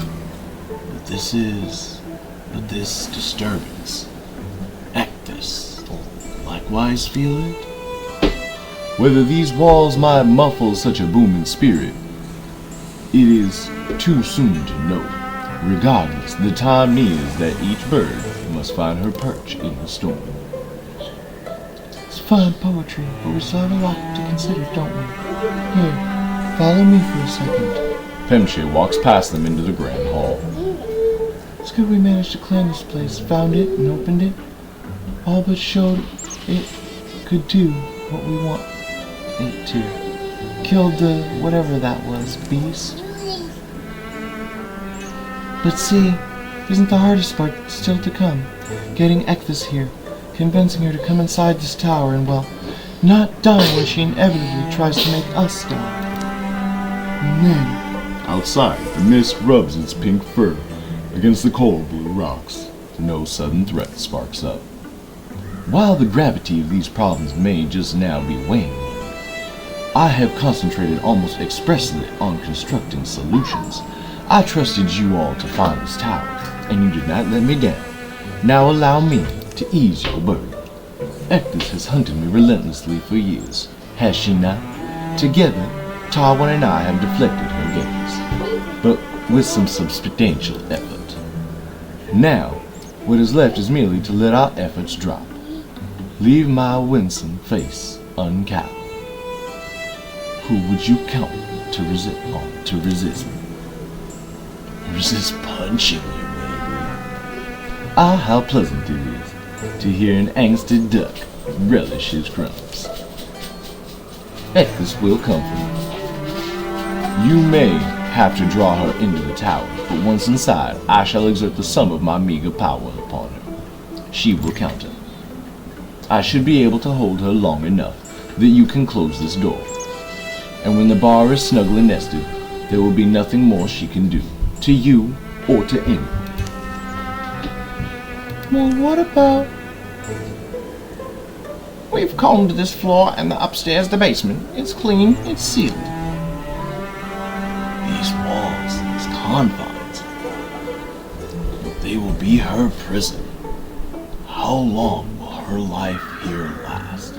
Her life will be the same as her death. And by that, I simply mean it will go on and on, filling every room, possibly without end.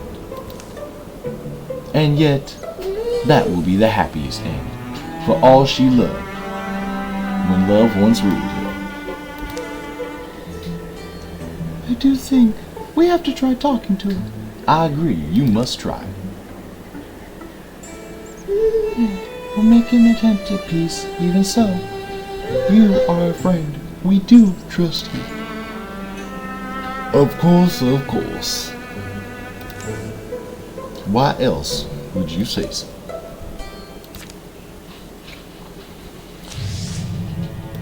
Alright. So, prepare for Ectus.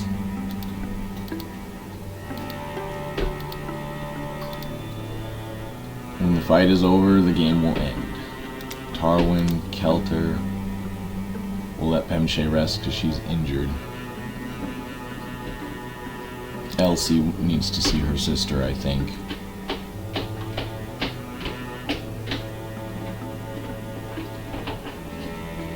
Medessa's got to see this through.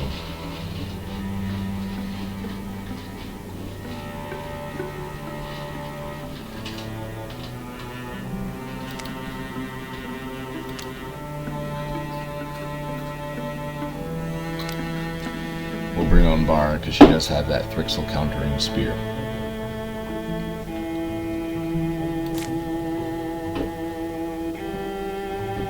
This is the final fight. There's nothing else to do here. Last Night by Douglas Austin. I'll let them know. And over the fields, as these contests played out, pennants would snap and ripple, blue, gold, silver, and green. It is still my favorite dream, and some of the only memories I have of my parents, how joyful their faces looked to see their joyful boy. You paint that. Hey folks. Tarwen and me, we've got the approach and everything. Defenses, possible angles. Finished mostly with our equipment. And the dawn shall pounce upon us, its unsettled glare to burn fallen blood, like ink into these random rocks. In such script shall our history be spelled. Possible delay? No, dear birds, she has not already wrought her absolute will. Perhaps we can claim the credit. Better we do not risk losing her attention. Better we finish now what we know we must. But I hope you will excuse me a moment. These wings like to feel the clear old moonlight. Breathe the mountain night.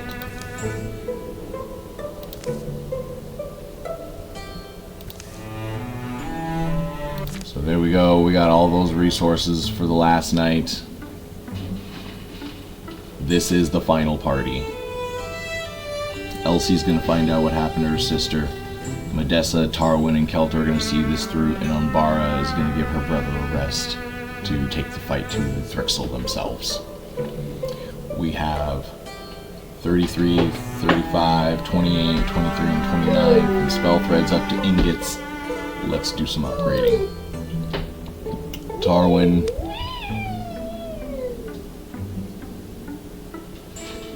Any better mage armor I can give her?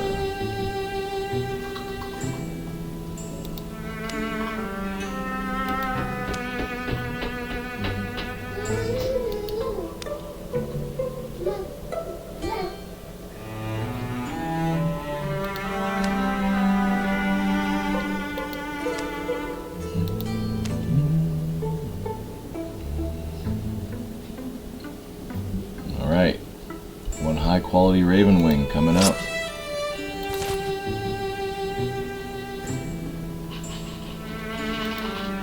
Kelter's got his tier 3. He needs a weapon. And as much as this water sword has been handy,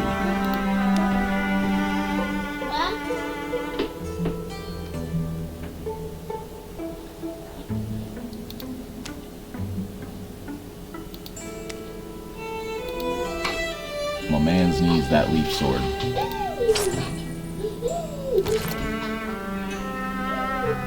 That's gonna keep him alive, as well as make him able to solo. That moon spear, tier 3.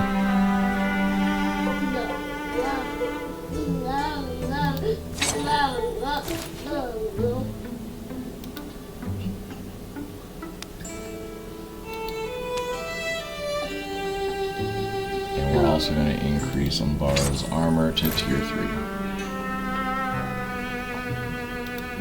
Medessa, Medessa! We're going to increase the damage. Oh, she's got that tier 3 away. And this little hand crossbow is also just going to jump up to a tier 3. This woman is now ready. I think Elsie, the only thing she's missing. Oof. This is where we're gonna have to. Only one legacy point? Yes, she can get her armor upgrade.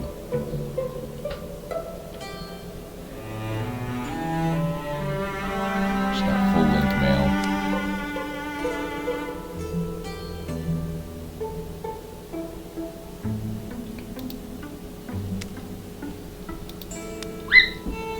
And only one LP to upgrade her sword.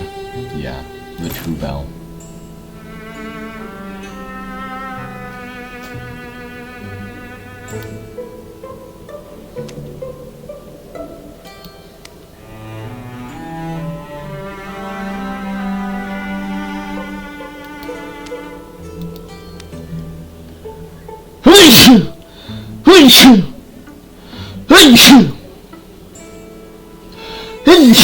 Excuse me.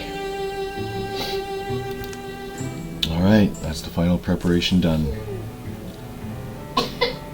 Her heralds come before her. By Douglas Austin. By the pre-dawn hour. Agnes! Shh! Buddy. By the pre-dawn hour, the Mothman has holed himself inside the tower. Thread by thread, he dismantles the wards that have let them escape notice across flights, and campsites. Ekthys will catch any small glimmer of his presence, he thinks, too obvious, and they might alert her. Something's amiss. Thrixl are close, aren't they? They're here. Already? I don't see them. They're patient, taking stock. We look half prepared to fight, which the Mothman said is a good enough ruse. Is that a ruse? Elsie, the battle's only meant to draw her in. Winning really just means surviving for now. I know our target. I'm not sure we're any more than half ready. Her heralds will come before her. But if these companions can protect Mothman long enough, the Queen herself may be called to the field. Honestly, because this is a defense, they should have let me have the whole party.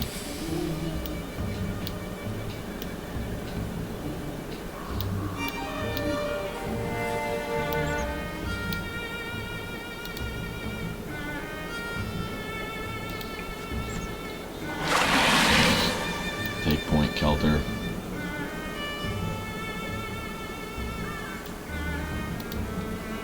Go ahead, summon the angels.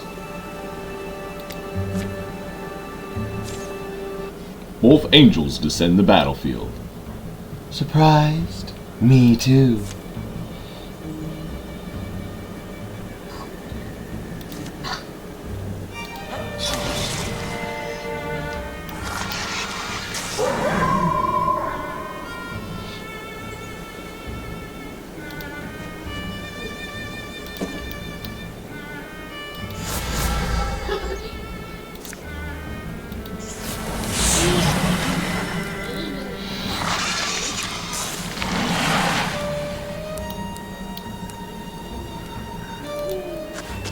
Welcome back. This is the final fight with the... Yep. After this, it's the credits. We get to see how everybody lives their time of peace after the Thrixl threat has been eliminated for good. We are to protect the Mothman for 5 turns, is our current objective.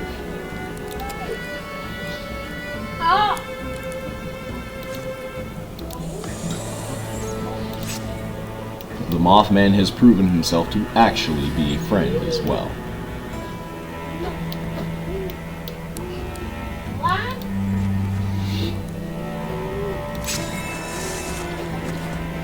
The Thrixl, these dragon worms that I've been fighting.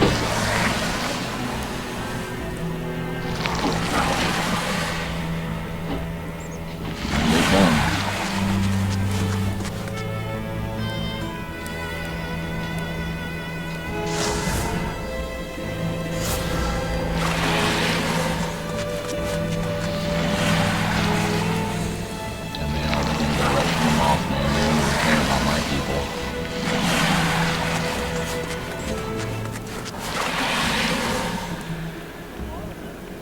Yeah, that is the end game.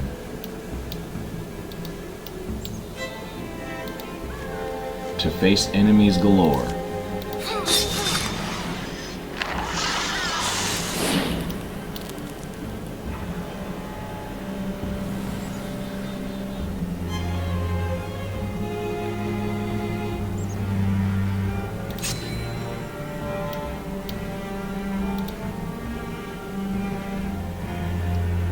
Missing.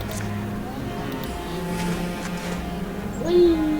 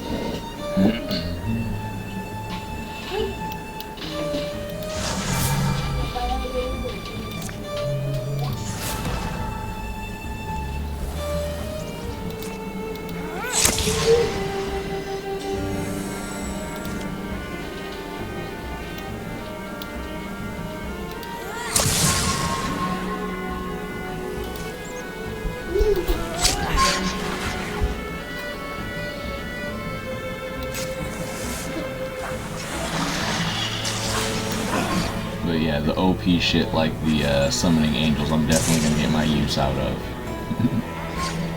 And summoning 2 of them motherfuckers, they can solo a bunch of Thrixl by themselves. So having 2 of them, I'm not necessarily worried.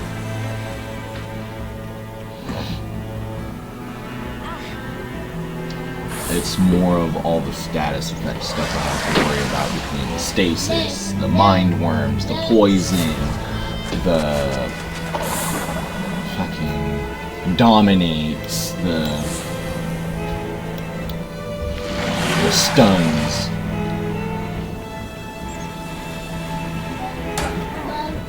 They really are just running right past me. They're like, fuck you, we want him.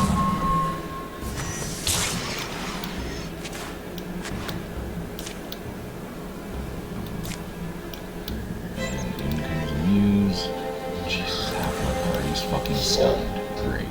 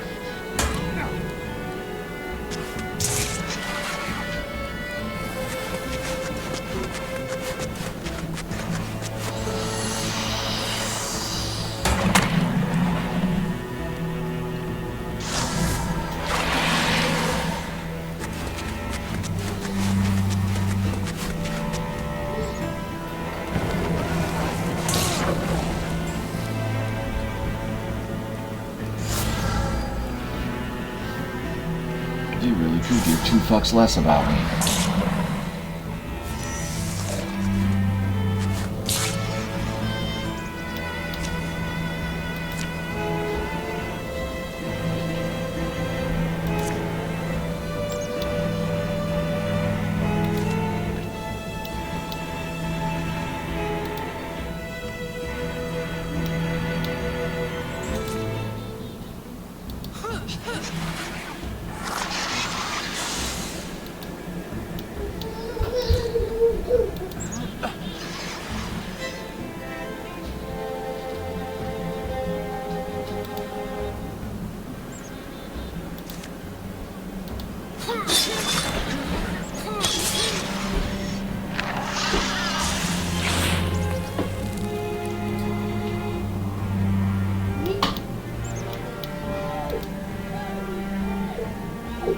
Much as I hate to say it, Medessa's honestly safe in stasis because she's at least invulnerable. And she can just turn invisible when she's done. And come the fuck on.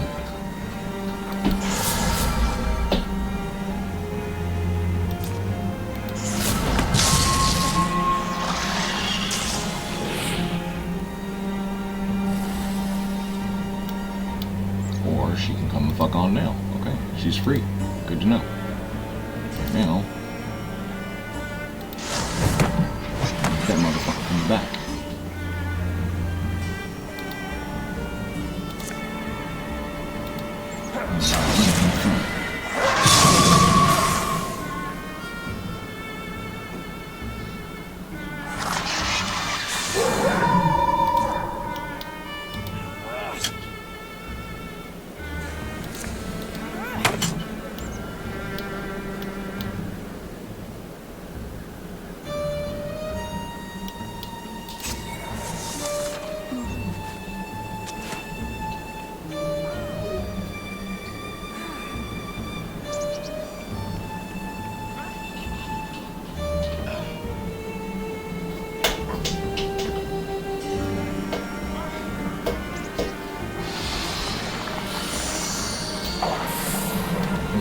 Unresting ones are annoying because all they have to do is walk through and you can scan everybody.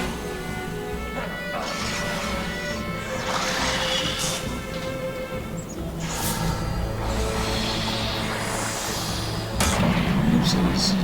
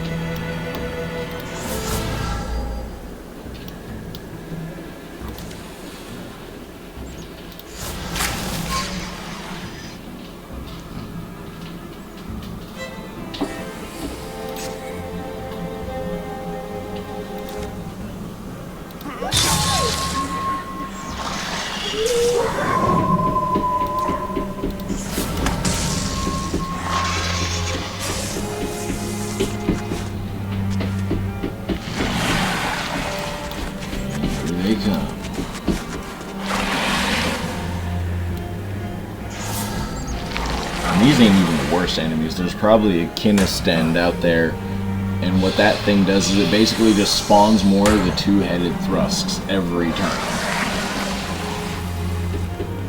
And so unless I can get out and go kill it, I'm probably going to end up with an endless stream of enemies. Queen of the Light by Douglas Austin. A beat of breath, a moment's lull, a weird shudder racks her bones. And then, Elsie knows. My sister's finally home. I'd like to welcome her. Ecthis, Queen of Light, has appeared.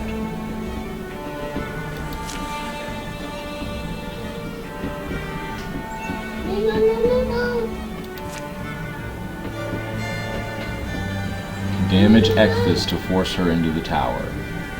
The Mothman must survive.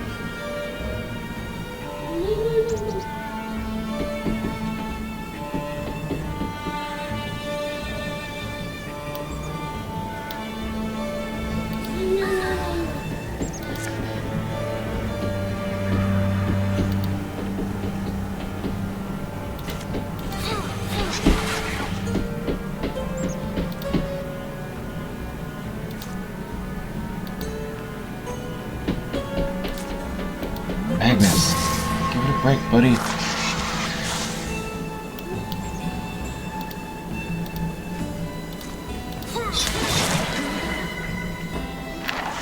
That's going to give her more health, because leaf armor.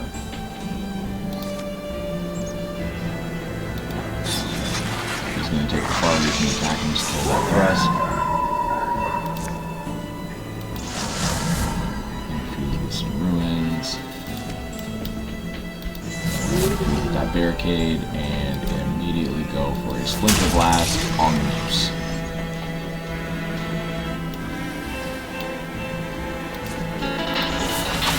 Gonna pull that Dweaver, kill it.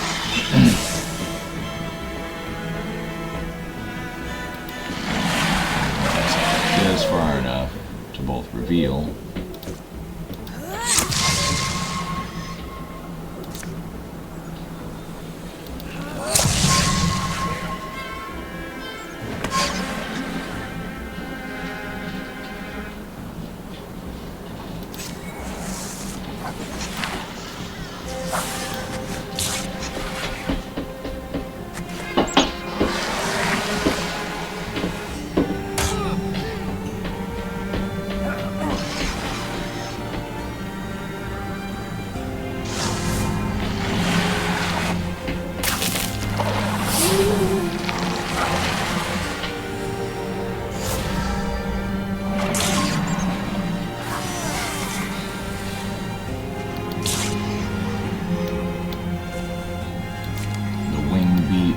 angels ends up pushing enemies and displacing them.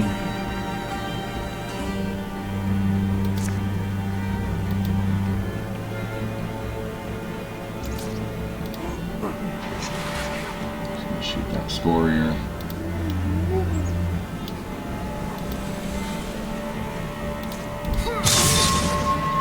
Elsie can step forward.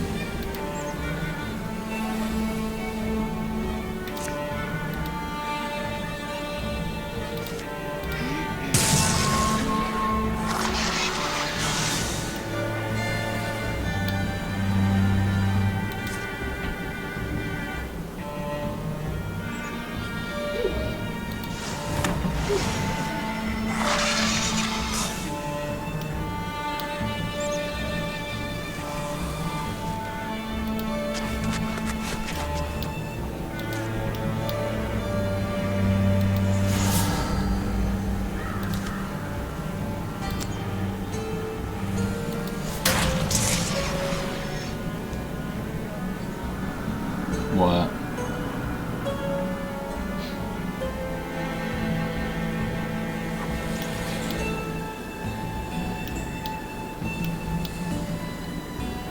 Just because it's not selling like they wanted it to, because as much as they're trying to probably get back to the old BioWare stuff, there's also probably bullshit in the way.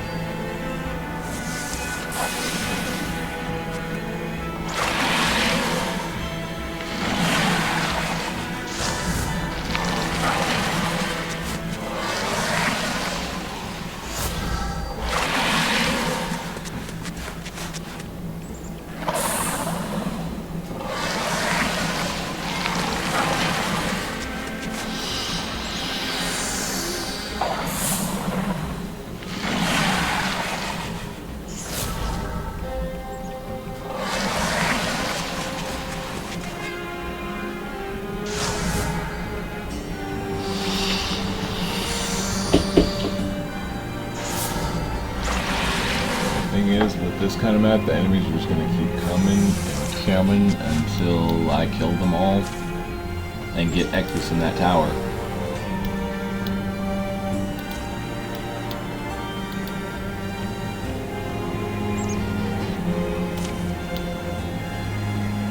Foregone by Douglas Austin. She's tall and resplendent. The light pours from her, an eminence too deep for a single gaze to fully sound. Color too luminous for an earthly spectrum to express. Even her voice seems to glow, chromatic and pulsing. Is that little Elsie? Why did you come here, Elsie girl? Poor Elsie. Couldn't you have borne even a single mote of my gift? One tiny spark is all I would have needed. Oh, Eluna, you do look indescribably glorious, and yet still like yourself somehow. My mind takes me back to hearing your stories, and I cherish that again, but Eluna, look at me. We belong together. We always will. You raised me, and I... Oh no, Elsie, you'll never belong in my world. I experienced an existence you can't guess about. That rag you're holding out to me, yes, you call it love. But it's so lightless and gray. If only you could see that. I'm sorry. But I know when all my powers unfurl to bring life to its next plateau, you won't be allowed along. I wish that wasn't so. But now, it's time to smear out the stumble-winged moth, whose meddling has turned you from me.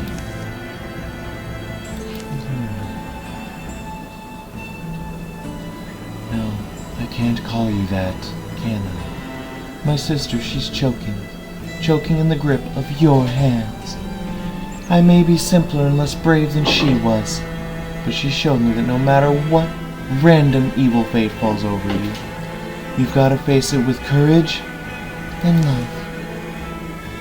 So that's what I'll do. I still love you. Whatever hurt in you, I love it so much. And as long as I'm breathing, and you're standing in front of me, I won't get out of your path.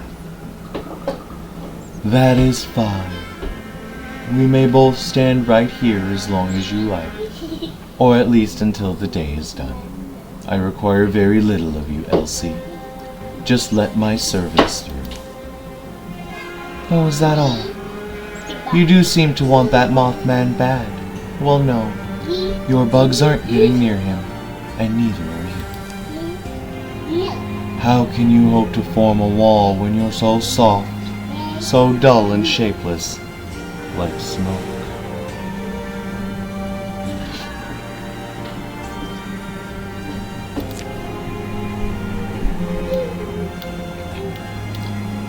Cutscene combos.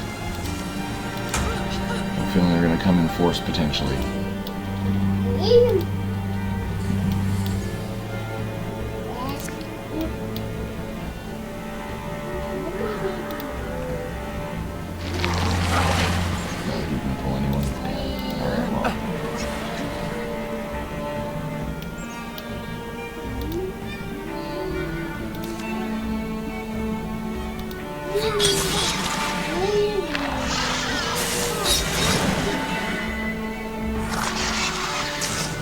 There's some more temp health for Elsie.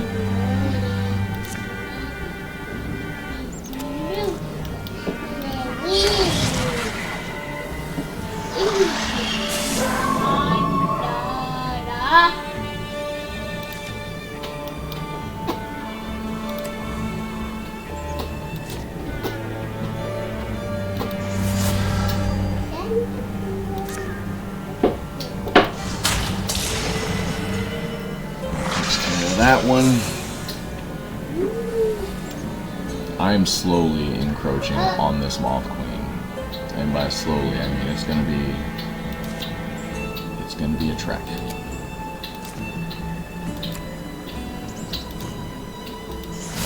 I like that brazier, illuminate. Yeah, we're gonna steal that fire.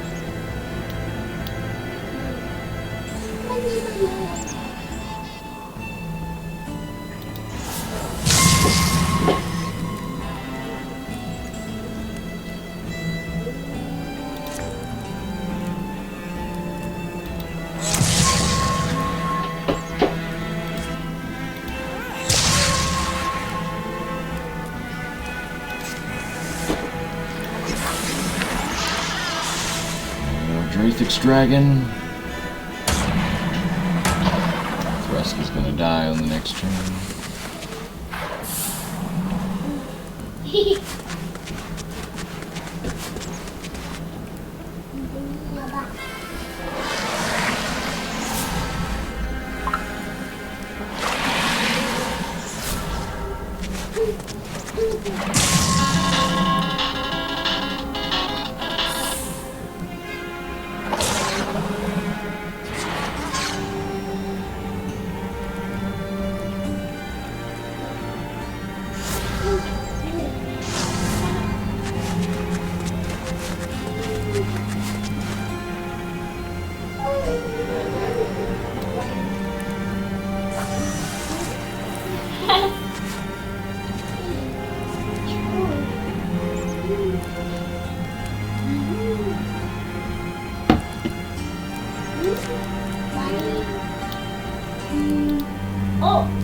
Is there a muse, or did she get dominated by Exodus?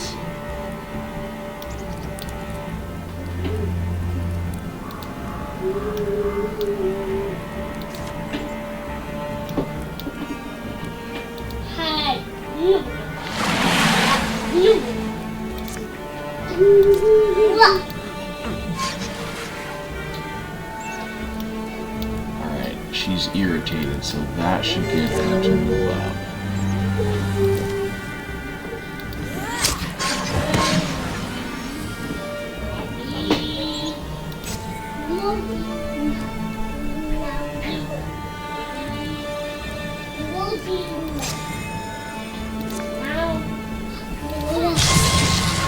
That thrust.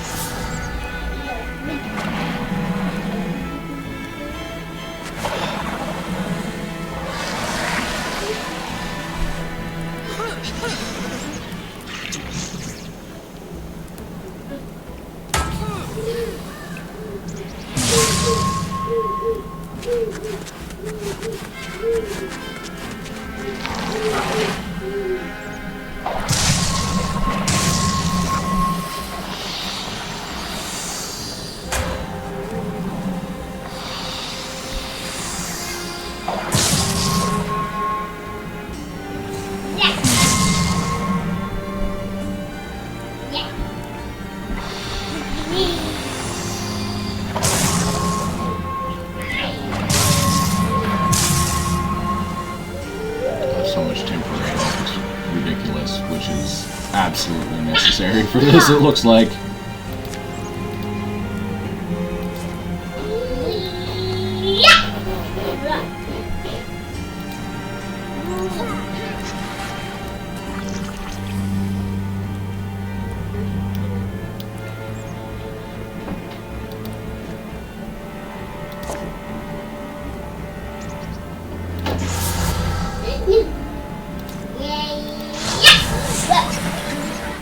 Agnes, stop screaming, buddy.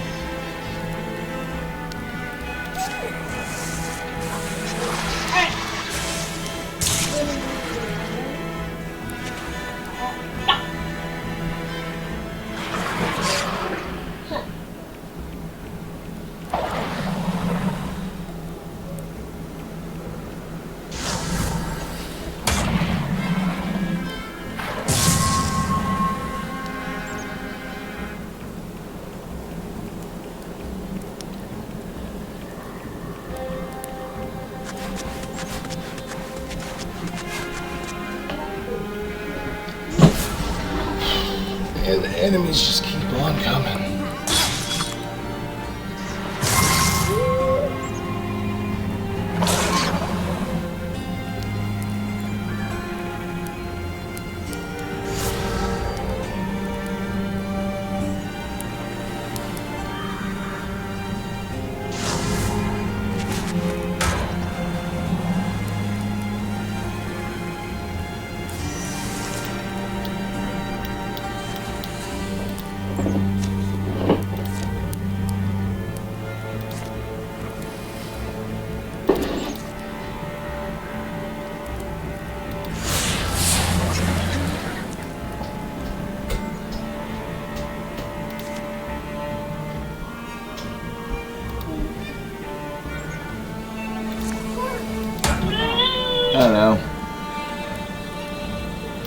This is the end of Eluna and the Moth.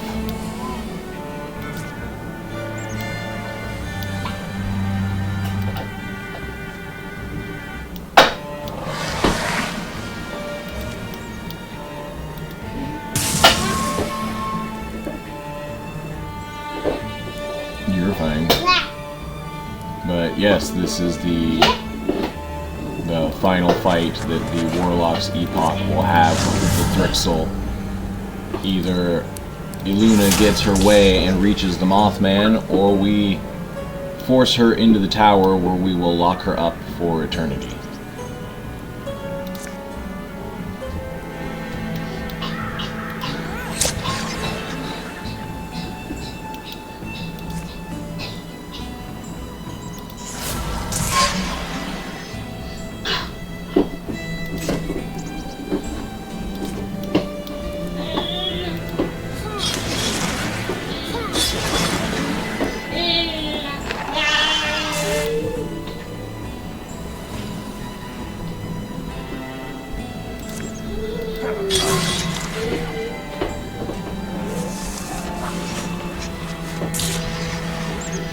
And Kelter, the guy from the very beginning who I brought from the other campaign, has not only reached max level, but he is the chosen one and he can summon angels. Tim Cleave died at the first half of this episode, which I didn't even get a chance to record.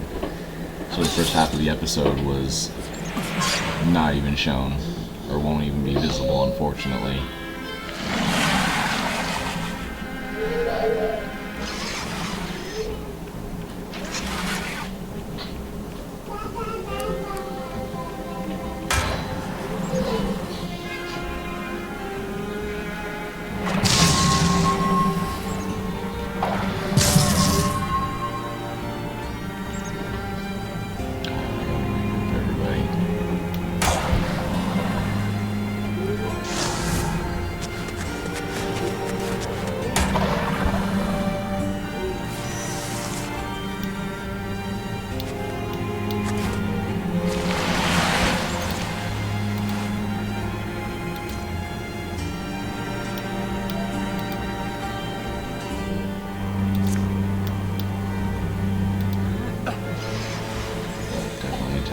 On the way.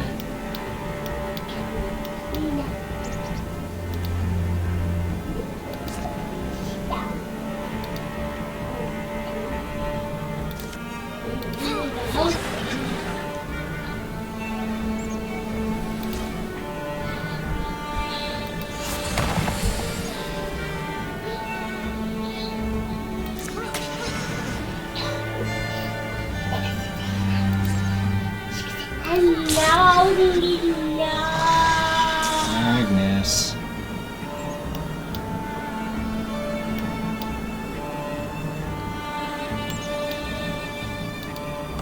She's got some fallback distance.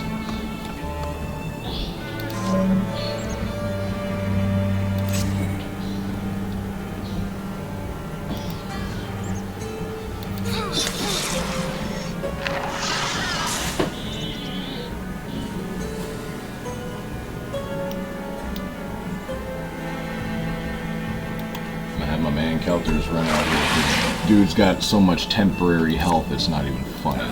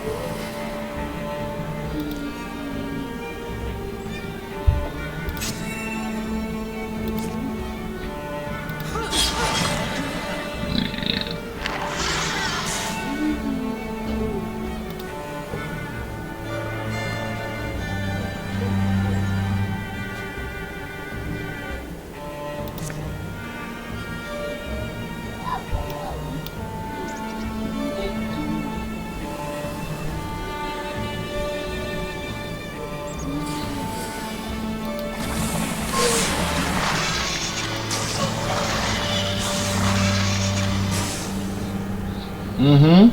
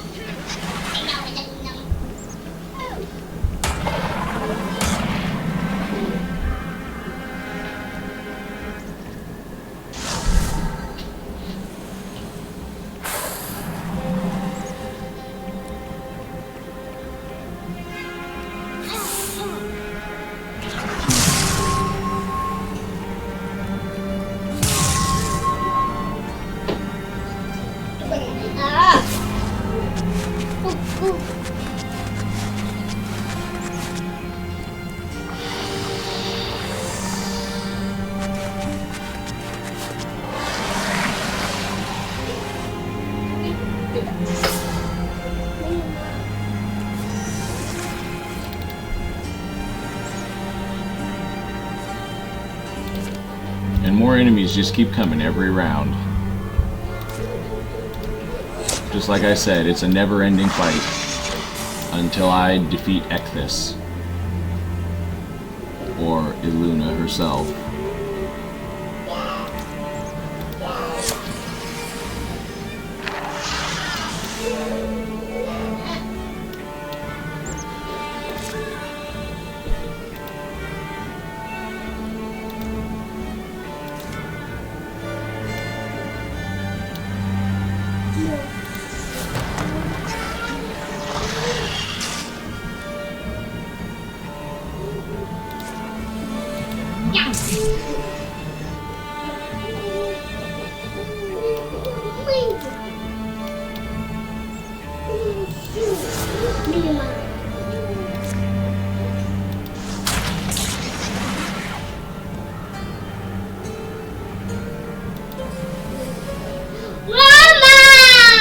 Magnus! Stop screaming, buddy. Please.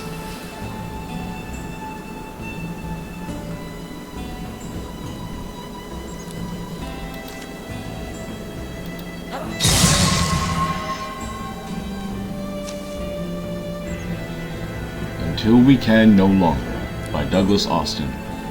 Your ferocity amounts to nothing. Just like the bites of tiny mosquitoes, I feel nothing I don't wish to feel. I know something about that. Some part of you wants to feel this pain. wants us to keep fighting. What hope do you have to delay me? I suppose it's all you can do with your doomed life.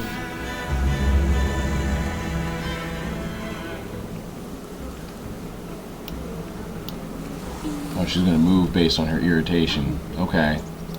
That's fine. Get irritated. That's exactly what I want. Walk your irritated ass over there.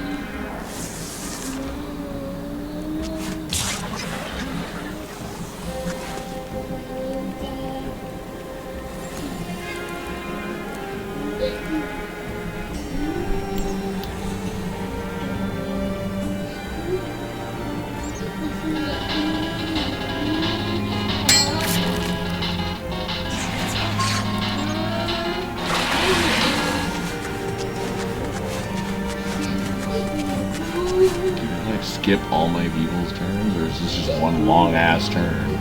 It's now hard to tell. Are you doing it?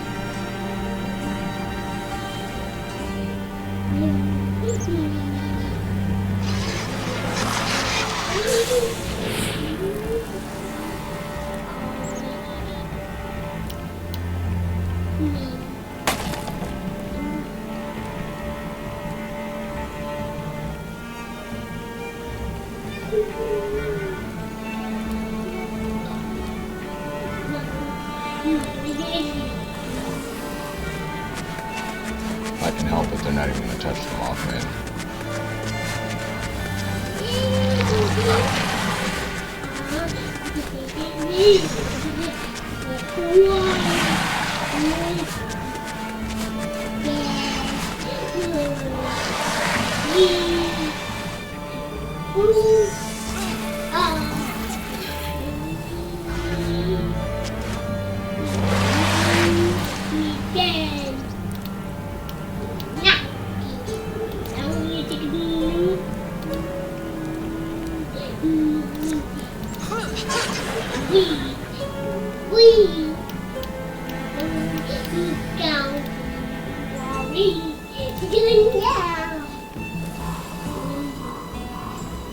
Boy is having a good ass time over there too, singing to this movie. I just have to remind him not to be so loud.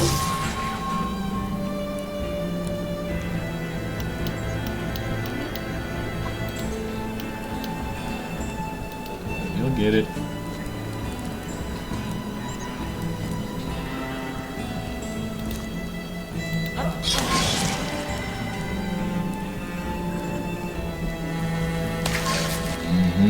Now she's moving.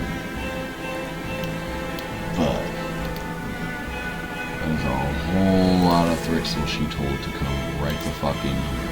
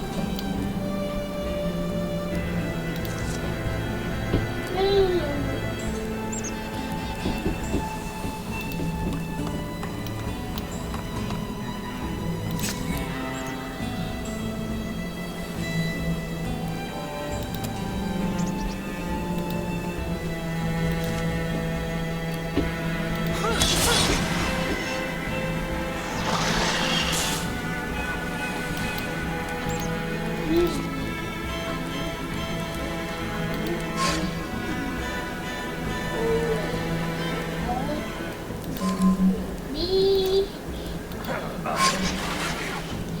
No.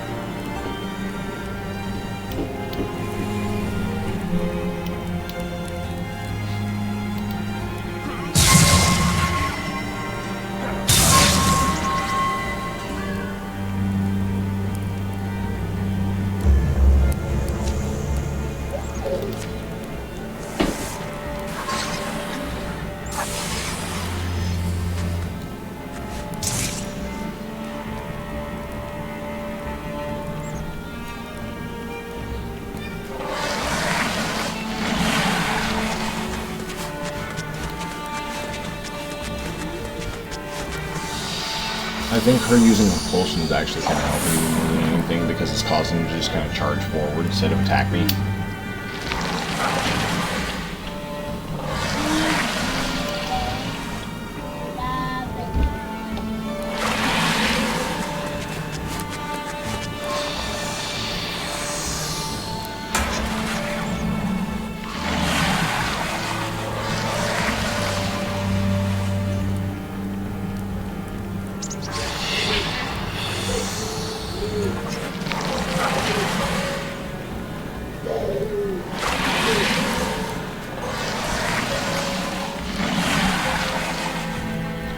And the enemies just keep on coming.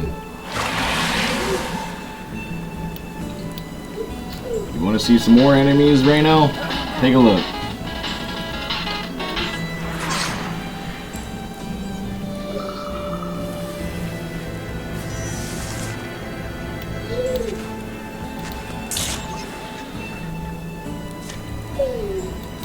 Oh, now there's a kinestet, something that specifically spawns in more enemies every turn.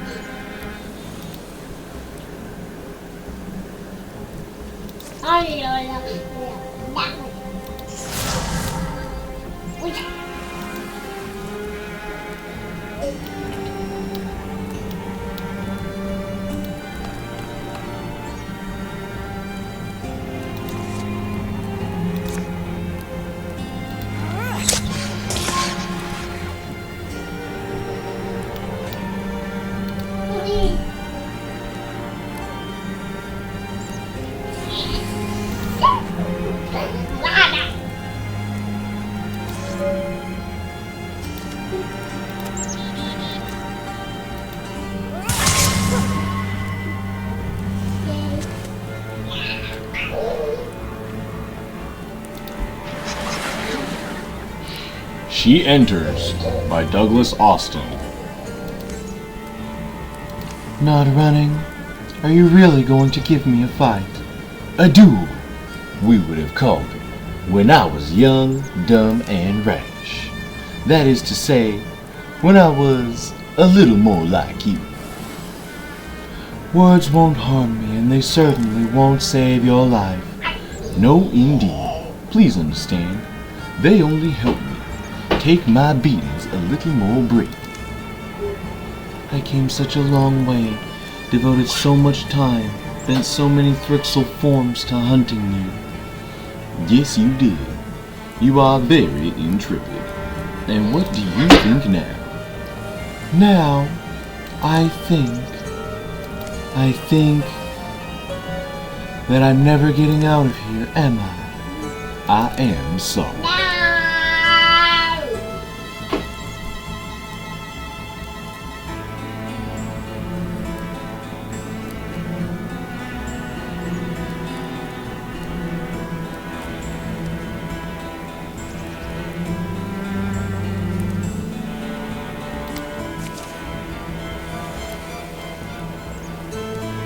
She's far more powerful.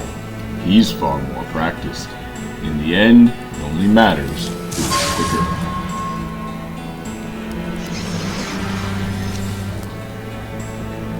Deafening color. Mastered by Douglas Austin. Deafening color. Blinding noise. The hall's interior descends into sensory chaos. Ice, ember, flash, shadow, braided into tethers. They bind and drag this world to its oblivion. Elsie, I think we're meant to leave. Now. But the Mothman! Looks like he's staying. He had to know. What's he doing? They're going to kill him. Look, she's not going to be held. The Mothman's wild throne magic sent he and Ekthys careening in a spiral through time and thought. But in the fraction of an instant she had, Ekthys scrambled to pull her remaining Thrixl round. Now she steadies herself upon them the way an aerial dancer might balance on the limbs of her flying partners. She begins to take mastery. I can feel her bending me. She would prevent us from closing the door. I don't know what's alright. Hurry. We'll kill these drones and get out. The Thrixl encircle him, bladed legs outstretching. Kelter and the others rush to form a small wall around the Mothman. They'll cast out Ekthys' underlings a final time. Clear the tower of Thrixl and get out.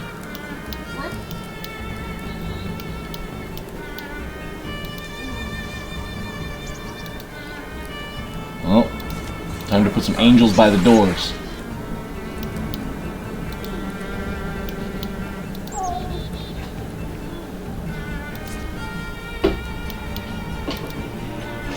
I don't want anything else getting in without a fight, and that's going to be a fight.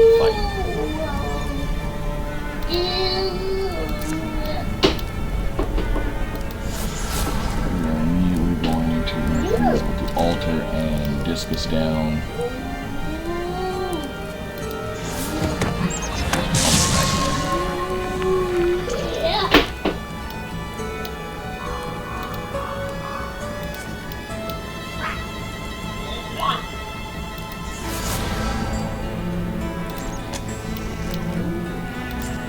Steel fire and right across the front.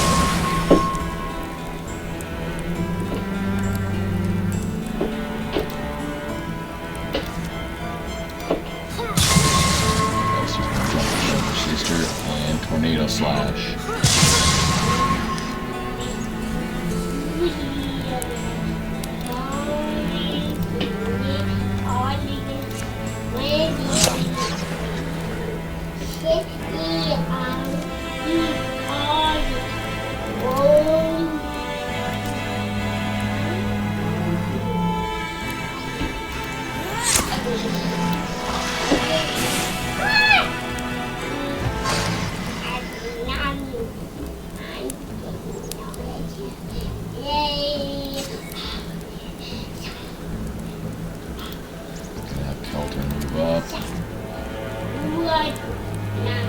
And strike the nightmare.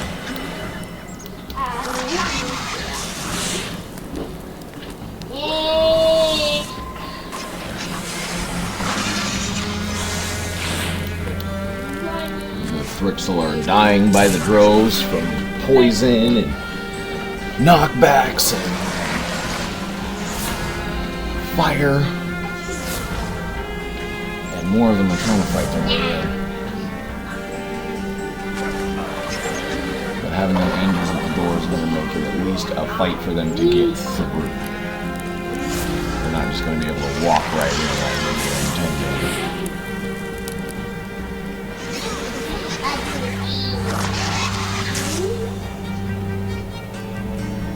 We'll have to get through the Anathena that's at the door, as well as... Anathena's not going to do that much damage right off the bat, it looks like. That's fine.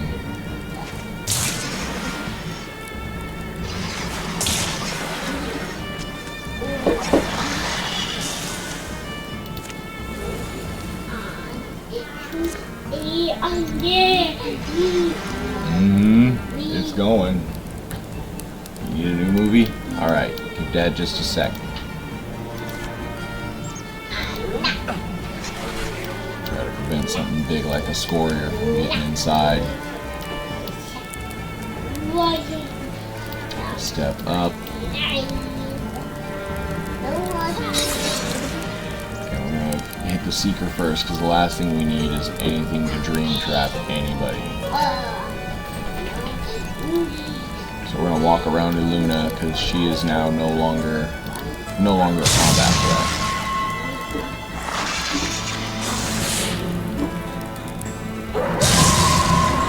And with that, we just have to get out of the tower now.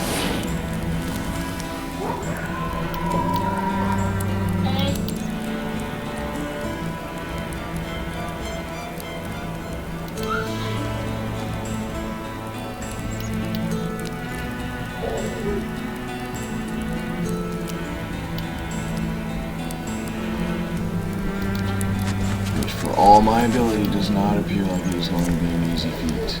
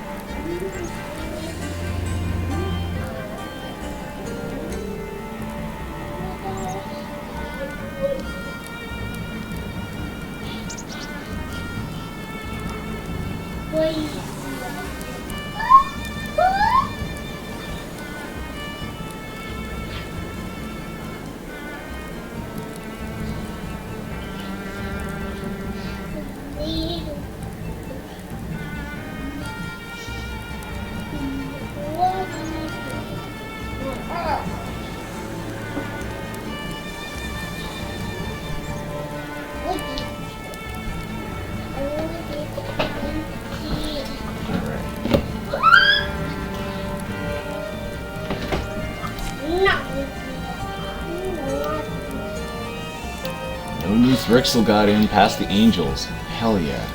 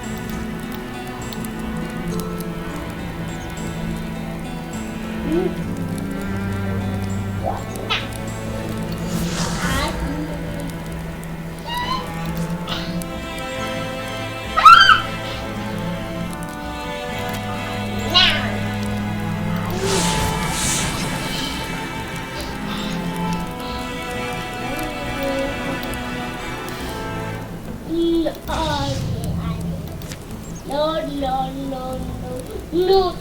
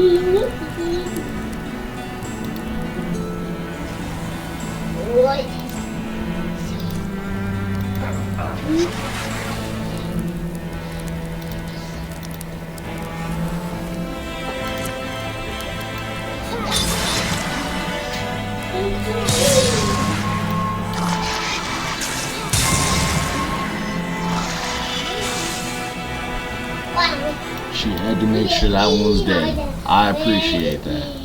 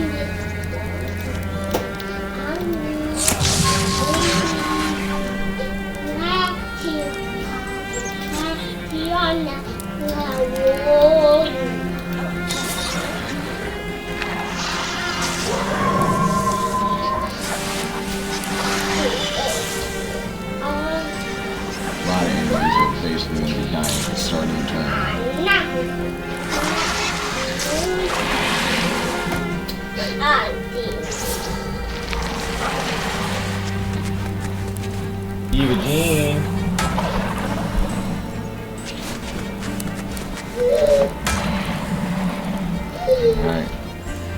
So I just have to get Umbara out of the tower, and then it's done.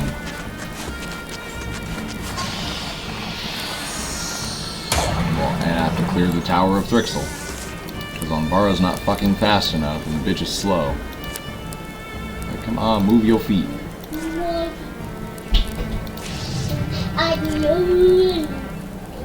Well, yeah, the bitch is so slow that after I killed all the enemies inside the tower, more have gotten inside because she didn't move her ass and get the fuck out of Dodge.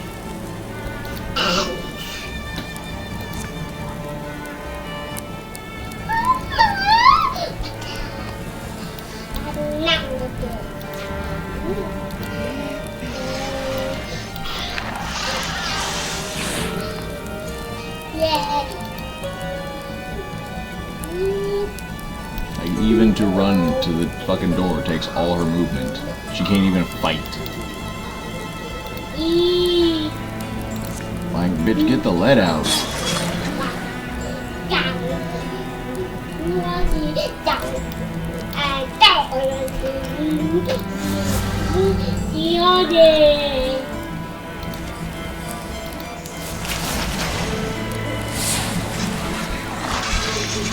Hi, back.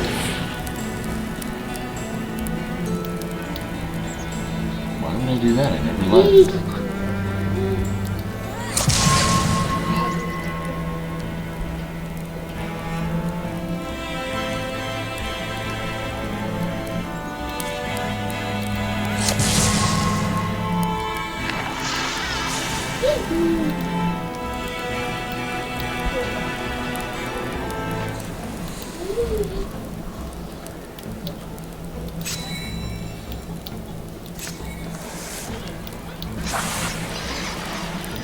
Wait, did you get stood up? Is that what it is?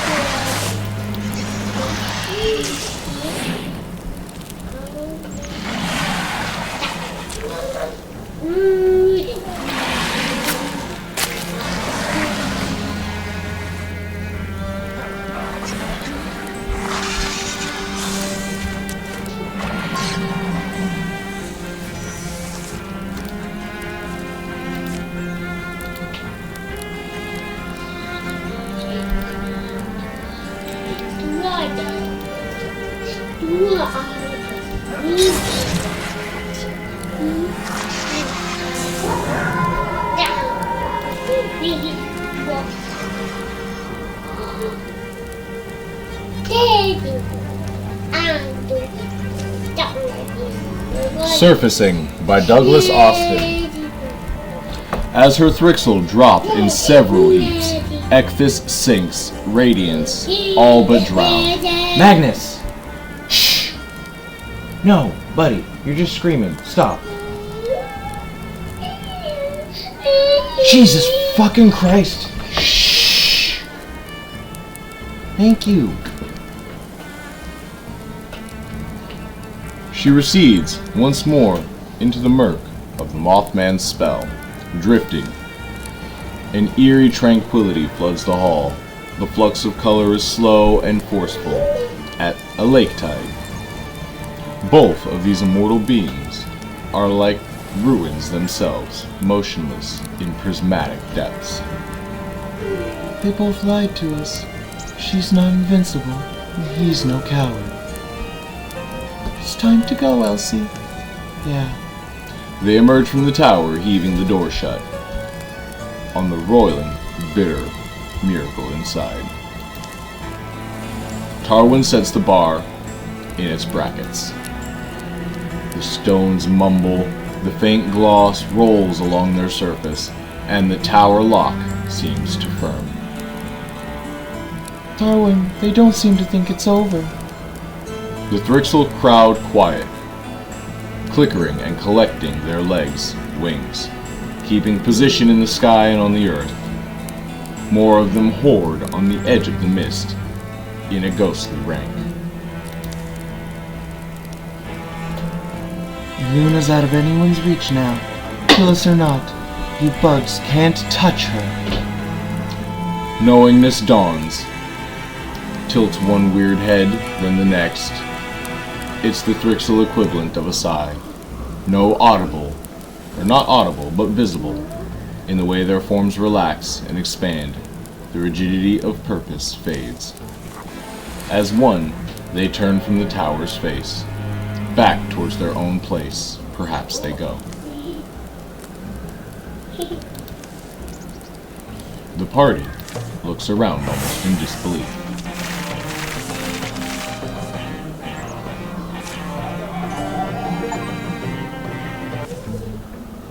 Memories and Dreams by Douglas Austin. They linger around the tower, days and nights, proving to themselves that nothing's coming out. Each finds a moment or two to offer whatever private words make sense to them. The fourth such day, they decide suddenly and as a group to go. The sun's already low when they embark. It'll be 20 years before anyone returns to the Tower of Locks.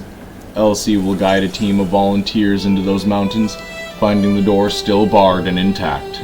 She'll lead the monumental task of burying the place. And that's more or less how things finish. We can't recall every turn of every path or page. Step by step, trails meet and split. They are traced in moonlight and the songs that follow. Still, as many wonders as we see on the road, home is often what we long for, by road's end. While home is never a perfect place, we never were perfect people. We weren't shy to accept credit. We never felt wholly finished. A lot of times we looked for meaning in the unmeant. Some of us were only unlucky enough to fall into a story. Some chose our paths, not knowing where they'd take us, how deep we'd go into the wilderness beyond all we believed. And some carried on in the ashes of love. We claimed what we could from the wreck of childhood and left all but the ghosts behind. Yes, and some survive only in yarns. The tales of how this moon rose are as plentiful as the nights we gather. But we'll gather and tell them all. Because through tale and time, memories of old, dreams become the young. The old become dreams of the young. Memories and dreams, those lightless gleams that our eyes seek unfinding. They take us from tables and summon us home, warmly felt and ever fading, as the moon rises above the Tower of Locks. The Mothman and Eluna, frozen in time, as statues almost, until the Mothman falls tired. Eluna asks, What are you doing? How extraordinary. He's dying. sometime later.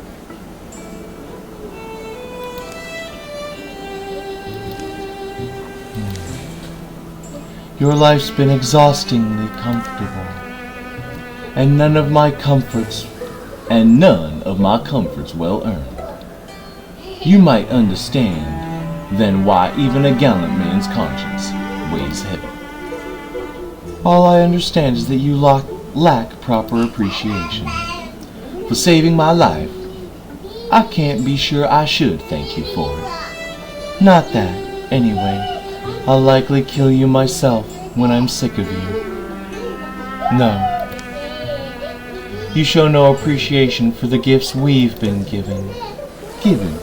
I believe the cost of these gifts is what I eventually soured.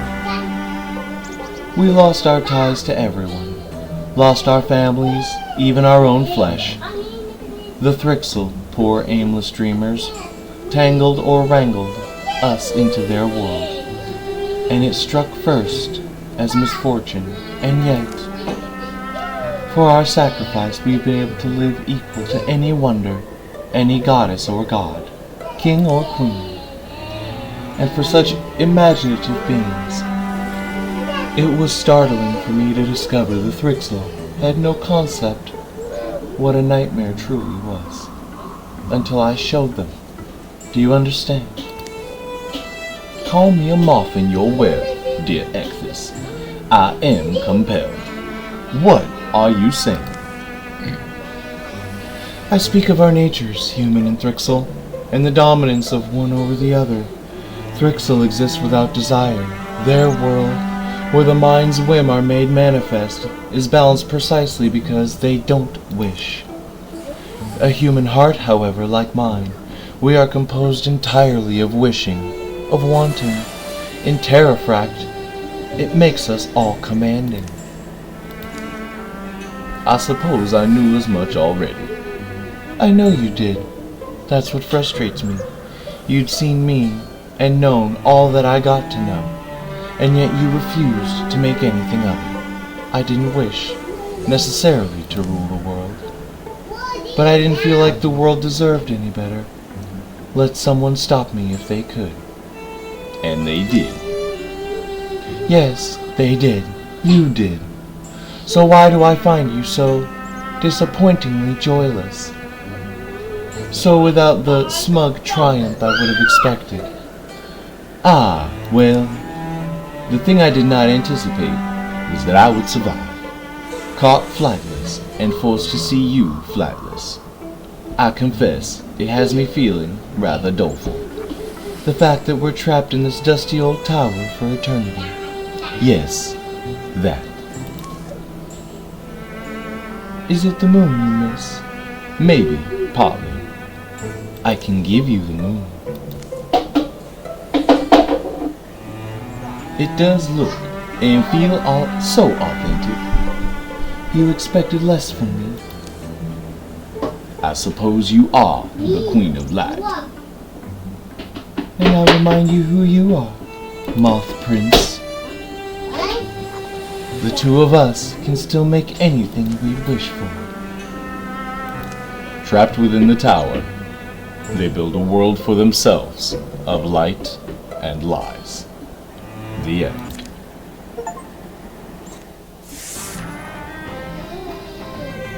Achievement unlocked, ever fading for completing Eluna and the Moth. There were 5 towns and 46 safe areas. There were 118 years of peace that follow this story.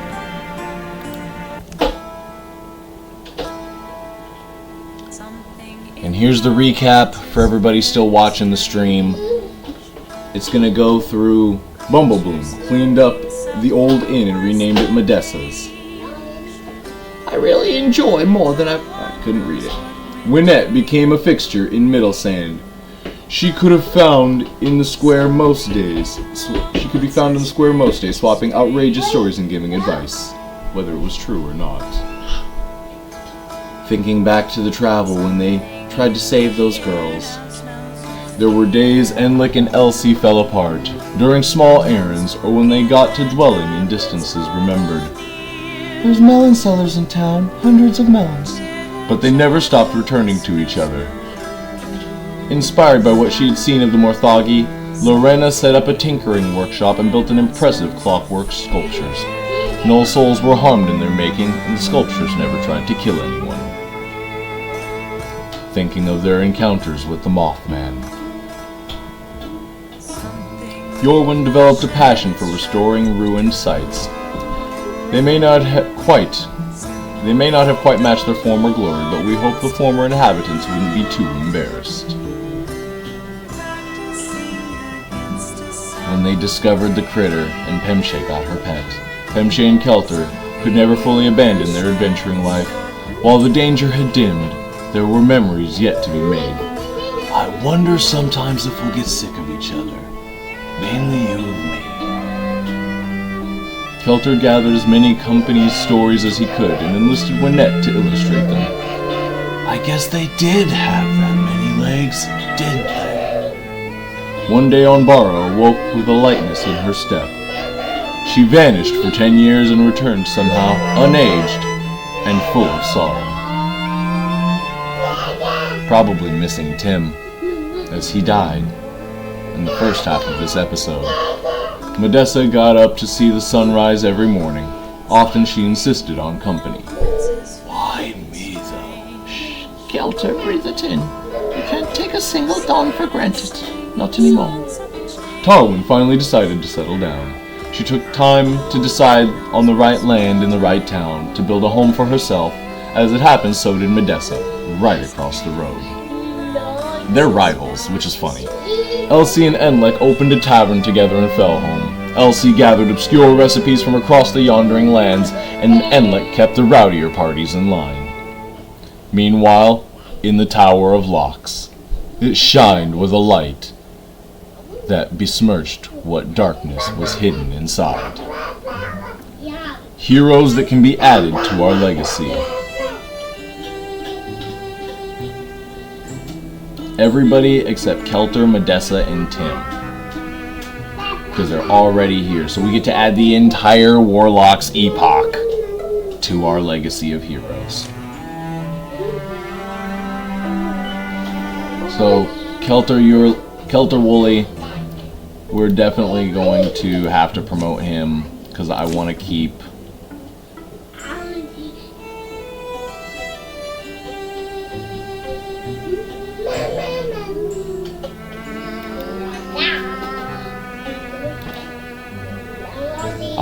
his lore going strong. I think he's going to main character a lot. Looks like Tim can't be promoted because he died in combat. And these two weren't around long enough to get strong enough to promote. Now, our local legend, instead of just being a folk hero, I think should end up being Tarwen Lockless herself, as she was on her way to become the next Moth Queen. Elemental weapons unlocked in Legacy. So, the elemental weapons you discovered this game have been unlocked in your Legacy and will now be available to craft in all future games. This also brings us the achievement All My Birds Safely Home. Acquire all 5 plot characters and have all 5 plot characters survive until the end. Hey, ain't that something? And then before we cut the stream, let's just again take a look at our legacy of heroes now. We have both the Rascals of Straken Glory and the Warlock's Epoch living within the Heroes Legacy Garden. I'm a little embarrassed for some of these guys. They look stripped. I don't know why that's a thing.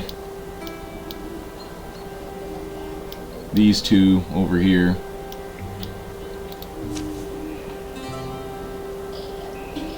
Kelter now fully transformed, and Tarwen halfway transformed. We've got Medessa over here. I could have leveled her up, but I think she'll be part of a story where Kelter takes a break. Or she'll get her level up another story. Yeah, I'm not sure why they came out nude at the end, but next time, once we're done and we start a new story, we will either be doing the Monarchs Under the Mountain, the Enduring War, or All the Bones of Summer, as we have now unlocked the Sun Swallower's Wake, which you guys didn't see because that was in the first half of the episode. Again, when Tim and Einland ended up getting injured, and so that's why Tim died shortly before I ended up starting the recording. For the Sun Swallower's Wake, a forgotten tyrant returns to this talon-torn land. In the Grey Reaches, blood betrays blood, bonds are kept, bonds are broken, and the feathered thief who ate a piece of the sun hungers still for more. So this is only a 3-chapter campaign, but it's strictly for legacy heroes with multiple threats. So that's why we are going to do All the Bones of Summer, the Monarchs Under the Mountain, and the Enduring War beforehand. So the Age of Ulstrix has been closed with the Rascals of Straken Glory, and Eluna and the Moth have been sealed by the Warlock's Epoch. Thank you for listening in on this. This has been a Wildermyth tale by TGK, and we will see you guys. I'm not sure if we're going to start having the next season start next week because it is Christmas. I might start after the Christmas season. So just keep your eyes open, and if I do start, then awesome. If not, well, I will see you guys after Christmas.